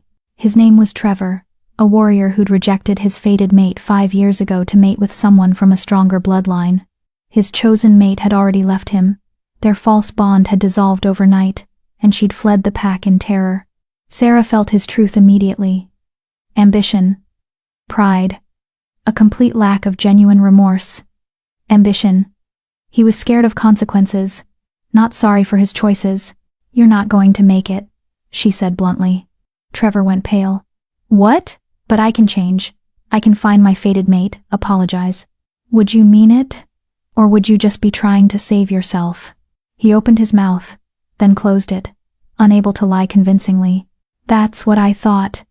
Sarah pulled out another paper, this one with different information. You're going to lose your wolf, probably within the next 2 weeks. I'm sorry, but the change required to save you isn't something you're capable of. Not in time, not genuinely. But I don't want to be human. Trevor's voice rose desperately. I don't want to lose my wolf. Then you should have thought about that before you threw away your sacred bond for status. Sarah's voice was hard. The mother doesn't accept last-minute conversions born of fear. She sees your heart, Trevor. And your heart hasn't actually changed. He stumbled out, looking destroyed. It was brutal work. Wolf after wolf came to her, and Sarah read their truths with her silver scribe gift. Some she could help. Their problems were about fear or misunderstanding, their bonds genuine enough to survive. Others she had to condemn, their choices too selfish, their changes too shallow, their time too short. By midday, she'd interviewed 30 wolves, saved 15, condemned 12, left 3 uncertain pending behavioral changes. She was exhausted and heartbroken and grimly determined. Then Damien walked in. He looked terrible, gaunt, with shadows under his eyes, his usual confidence completely absent. He stood in the doorway like he wasn't sure he was allowed to enter. Sarah, he said, his voice rough. Sit, she said, gesturing to the chair. You get the same treatment as everyone else, no special consideration. He sat, his hands trembling. I know I don't deserve your time. I know I don't deserve anything from you after what I did, but I need you to know. I'm sorry. Genuinely, deeply sorry. I was wrong. About everything. Sarah reached out with her gift, reading his truth. Regret. Deep, genuine regret. But underneath it, fear, desperation, the terror of consequences. You're sorry, she said slowly. But are you sorry because you understand what you did wrong? Or are you sorry because you're facing judgment? Both, he admitted. I'm terrified of losing my wolf, of becoming human. But Sarah, I swear, it's not just that. Seeing you at the ceremony, seeing what you became, seeing how wrong I was about you, it changed something in me. I've been questioning everything. My choices, my values, what I really want from life. And I realized, I threw away something precious, something I didn't appreciate until it was gone. So, you want me back? Sarah asked flatly. No. Yes. I don't know. He ran his hands through his hair. I want to make amends. I want to fix what I broke, even if it's not fixable. I want. He met her eyes, and she saw genuine pain there. I want to be the mate I should have been from the start, even if it's too late, even if you can never forgive me. I need to try. Sarah studied him, her gift diving deeper into his truth, reading the layers of motivation, the genuine change mixing with self-preservation, the complicated mess of a male who'd made terrible choices and was only now understanding the cost. You're not lying, she said finally. The regret is real. The change is beginning. But it's shallow still. You're not where you need to be. What do I need to do? Damien asked desperately. Tell me and I'll do it. Anything. That's the problem. You're asking me to tell you how to save yourself. That's not how this works. The change has to come from inside. You have to figure out what being a good mate, a good wolf, a good guardian actually means. And then you have to become that, not because you're afraid of consequences, but because it's who you genuinely want to be. I don't know how to do that. Then you probably won't make it. Sarah's voice was gentle but firm. I'm sorry, Damien. I really am. But the calling doesn't grade on effort. It grades on truth. And the truth is, you're still too focused on saving yourself to genuinely transform. Damien slumped in his chair, looking defeated. Is there anything, any guidance you can give me? Any chance? Sarah thought about the texts. About what they'd said about rejected mates finding redemption. The only path I know requires you to find your true purpose. Not as my mate. That bond is broken and gone. But as a wolf, as a guardian. Figure out what you're meant to protect, what you're meant to serve, what makes you more than just a predator with political ambitions. Find that, commit to it completely, and maybe you'll survive. She stood, signaling the interview was over. But I can't find it for you. No one can. This is work you have to do alone. What about Isla? He asked quietly. What about the false bond I created? That's between you and her and the mother. I'm not here to referee your mating politics. Sarah moved toward the door. But Damien, for what it's worth, I hope you figure it out. I hope you survive. Not because I forgive you or want you back, but because I don't actually want to see you lose everything. Despite what you did to me. I don't wish that on anyone. Sarah. He stood, reaching toward her. She stepped back. Don't. We're done. This was your interview. You got your answers. Now leave so I can help the next wolf. He left, shoulders bowed, looking like a male carrying the weight of the world. Sarah sat back down at her desk, her hands shaking slightly. Cassandra appeared in the doorway. That looked hard. It was. Sarah took a deep breath. But necessary. He needed to hear the truth. And I needed to face him without falling apart. Did you? Fall apart? No. Sarah realized it was true. I felt sad for him, frustrated by his shallow understanding. But I didn't feel destroyed. Didn't feel like I needed him or wanted him back. Just closure, I guess. That's growth. Cassandra smiled. The old Sarah would have crumbled. The new Sarah handled it like the powerful silver scribe she is. Sarah smiled back, feeling a spark of pride. Send in the next one. We've got a lot more wolves to save. By evening, Sarah had interviewed 73 pack members. The news was grim. Less than half would survive if they couldn't make genuine changes. And of those who could be saved, many would need significant help and guidance. She was summarizing her findings for Alpha Graham when Elder Moira shuffled into the office, her ancient eyes sharp despite her frail body. The silver scribe returns, Moira said, settling into a chair uninvited. I told you that you were meant for more than this pack. You did. Sarah felt warmth toward the old wolf. Thank you, for the journal, for pushing me toward my awakening, for believing I was more than what everyone else saw. I didn't make you more, I just helped you see what was already there. Moira looked at Alpha Graham. How many will survive? Based on Sarah's assessments, maybe 40%. If they change genuinely and quickly, Graham looked devastated. More than half my pack is going to lose their wolves. Die or become human. Because of choices I allowed. Choices I encouraged. Will you survive? Moira asked bluntly. Sarah had been avoiding that question. Now she turned her gift on Graham, reading his truth properly for the first time. She saw a male who'd genuinely loved his chosen mate, who'd built a life and family with her. But she also saw ambition, political calculation, a willingness to sacrifice others' happiness for pack strength. And underneath it all, doubt. Growing doubt about whether he'd made the right choices. Maybe, Sarah said honestly. Your bond with Luna is genuine enough that it might survive. But your leadership. Alpha Graham, you've prioritized power over purpose for decades. You've allowed sacred bonds to be treated as transactions. You've forgotten what it means to be a guardian. If you want to survive as Alpha, you need to remember. Fast. And if I can't? Then you step down. Let someone who does remember take over.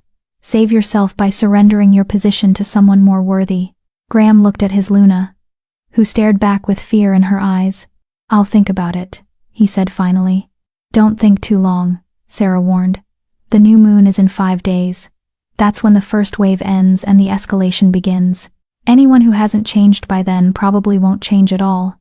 She gathered her notes, suddenly desperate to leave this place, to return to the royal court, where she didn't have to face her past every moment. "I'll be back tomorrow," she told Graham, "to continue interviews and provide guidance. But I need to report to the Alpha King tonight. Let him know how bad the situation is across the territory." Graham nodded numbly, looking like a male watching his world collapse. As Sarah left with Cassandra and the guards, Maya caught up to them in the hallway. "Can I walk you out?" Maya asked quietly. They walked together through the twilight, past training fields where warriors practiced half-heartedly, past the pack house where wolves huddled in frightened groups. "Are you going to survive this?" Sarah asked her friend. "I think so. My mate bond is real. My wolf is strong, and I've always tried to be honorable." Maya smiled sadly. "But watching my packmates face judgment, it's horrible, Sarah. Watching wolves I've known my whole life realize they're going to lose everything. I know, but this is necessary. This is the price of forgetting what we are." They reached the gates. Maya hugged her tightly. "Thank you for coming back. For trying to save us even after what this pack did to you. That's what real strength looks like." Sarah hugged her back.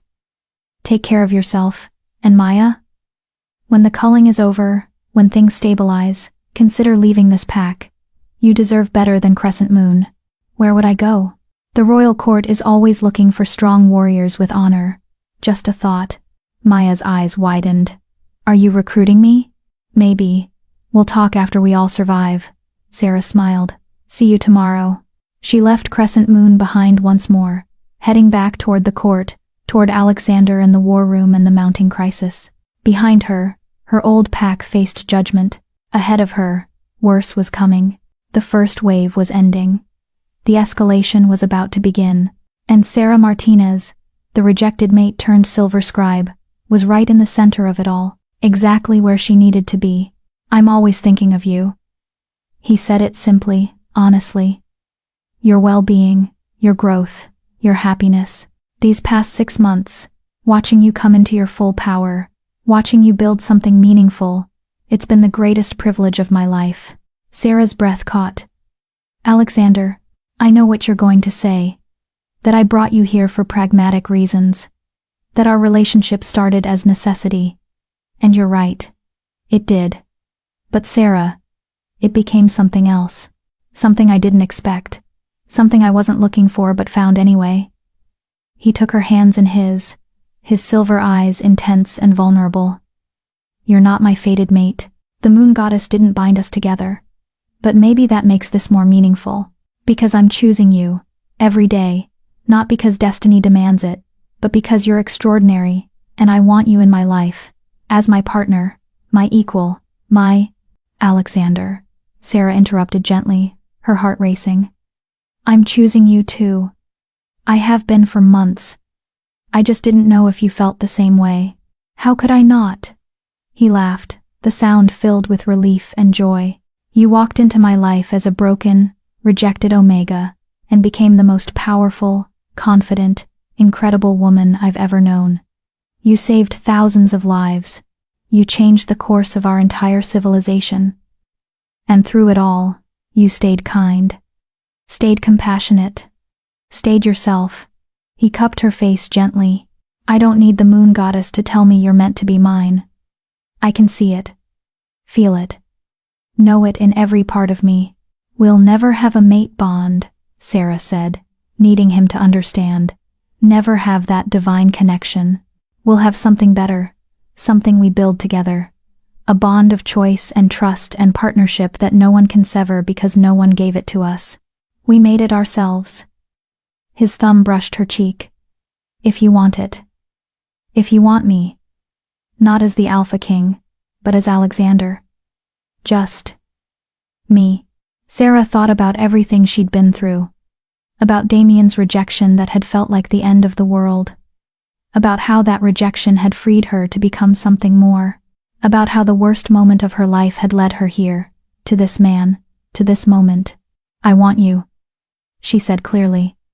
"Not because you're powerful, or because you gave me opportunities, or because I owe you anything. I want you because you see me. Really see me. You've watched me transform, and you respected every stage of it.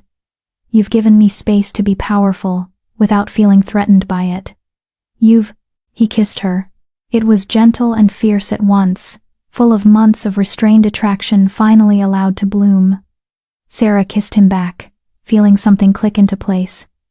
Not a mate bond, something different, something chosen. Something that felt right in a way that had nothing to do with divine intervention, and everything to do with two people who genuinely wanted to build something together. When they finally pulled apart, both breathing hard, Alexander smiled. I've wanted to do that for months. Why didn't you? Because you needed time to be sure I wasn't just another male trying to control you. To be sure this was what you wanted, not what you thought you owed me. To be completely free to choose. His expression turned serious. And Sarah, you are free. This changes nothing if you don't want it to. You're still the Silver Scribe. Still my equal. Still building your own legacy. I'm not asking you to be my Luna, or to give up anything. I'm just asking if maybe, alongside all that, there could be room for us. There's room, Sarah said, pulling him closer. There's always been room. I was just too scared to admit it. Too worried about being rejected again. You're not going to be rejected. Not by me, not ever. He kissed her forehead gently. I'm not perfect, Sarah. I'm political and calculating, and I make decisions that not everyone agrees with. But with you, I want to be better. Want to be the male you deserve. The partner you can count on. Then be that, Sarah said simply. And let me be the same for you. Partners. Equals. Building something together. Deal. He grinned, looking younger and happier than she'd ever seen him. Now, should we tell the court or let them figure it out? Maya already knows. Apparently the whole court has been watching us dance around this for months. Of course they have. Nothing stays secret here. He laughed, pulling her toward the door. Come on. Let's go make it official. And then tomorrow, we'll go see those twins, visit the old temple, and start planning our future, both the territories and ours. They walked through the corridors together, hand in hand, and Sarah marveled at how much her life had changed. 6 months ago, she'd been standing at the gates of Crescent Moon Pack, about to attend her rejected mate's ceremony, convinced her life was over. Now she was the most powerful Silver Scribe in 2 centuries. A woman who'd helped save her species. Someone who'd turned rejection into transformation and pain into purpose. And she was walking hand in hand with a male who chose her. Not because fate demanded it, but because he wanted to. Because she was worth choosing. As they entered the main hall where the court was gathered for the evening meal, conversations stopped. Heads turned. Eyes widened as they saw Sarah and Alexander's joined hands. Well, Cassandra called out, grinning widely. It's about damn time. Laughter erupted. Someone started clapping. Soon the entire hall was applauding, celebrating not just their relationship but everything they represented. Survival, transformation, hope for the future. Alexander raised Sarah's hand, kissing it gently, and addressed his court. I have an announcement. Sarah Martinez has agreed to be my partner, not my Luna. She's far too important as the Silver Scribe to be reduced to a title, but my partner in every way that matters. My equal, my chosen mate. More applause, more celebration. Sarah felt tears in her eyes, but they were happy tears, grateful tears. She'd come here broken and rejected, convinced she was worthless. She was leaving as someone powerful, chosen, and absolutely certain of her value. Thank you, she whispered to Alexander as the celebration continued around them. For what? For seeing me, for giving me space to become myself, for choosing me even when you didn't have to. Thank you for being worth choosing. He pulled her close.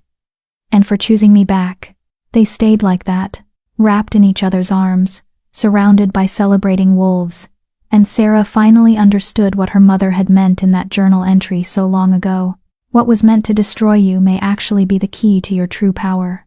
Damien's rejection had destroyed who she was, but it had freed her to become who she was always meant to be.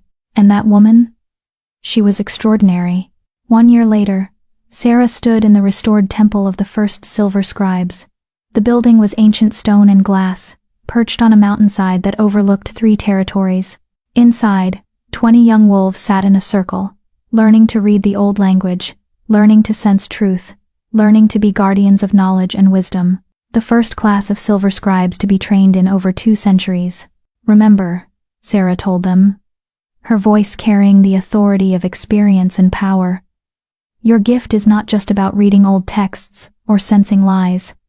It's about serving truth, about helping our people remember what they are, about making sure the culling never needs to happen again.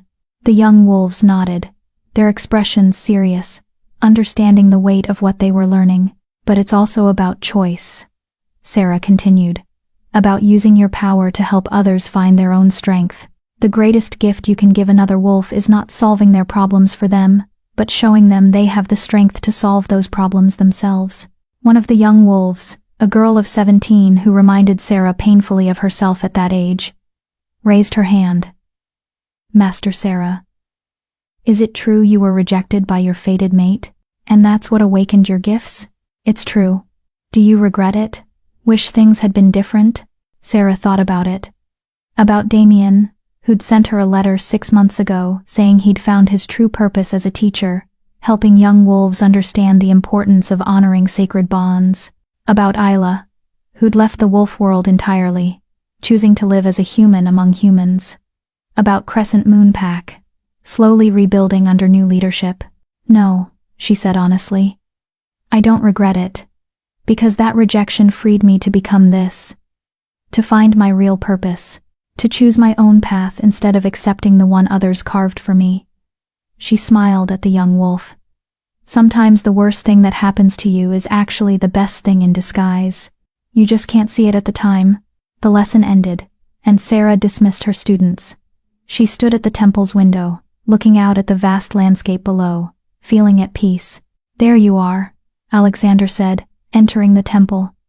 He'd been in meetings all day with the council, but he always made time to find her. How were the students? Brilliant, all of them. They're going to change our world. They're going to change it because you're teaching them. He wrapped his arms around her from behind, and Sarah leaned into his warmth. I have news. The Eastern Territory Alpha wants to establish a Silver Scribe program. They're asking if you'd consider training their candidates. The program is spreading. The knowledge is spreading. We're actually doing it, making sure our people remember. You're doing it, Alexander corrected. I'm just making sure you have the resources and authority to succeed. He turned her to face him. I'm proud of you, endlessly proud.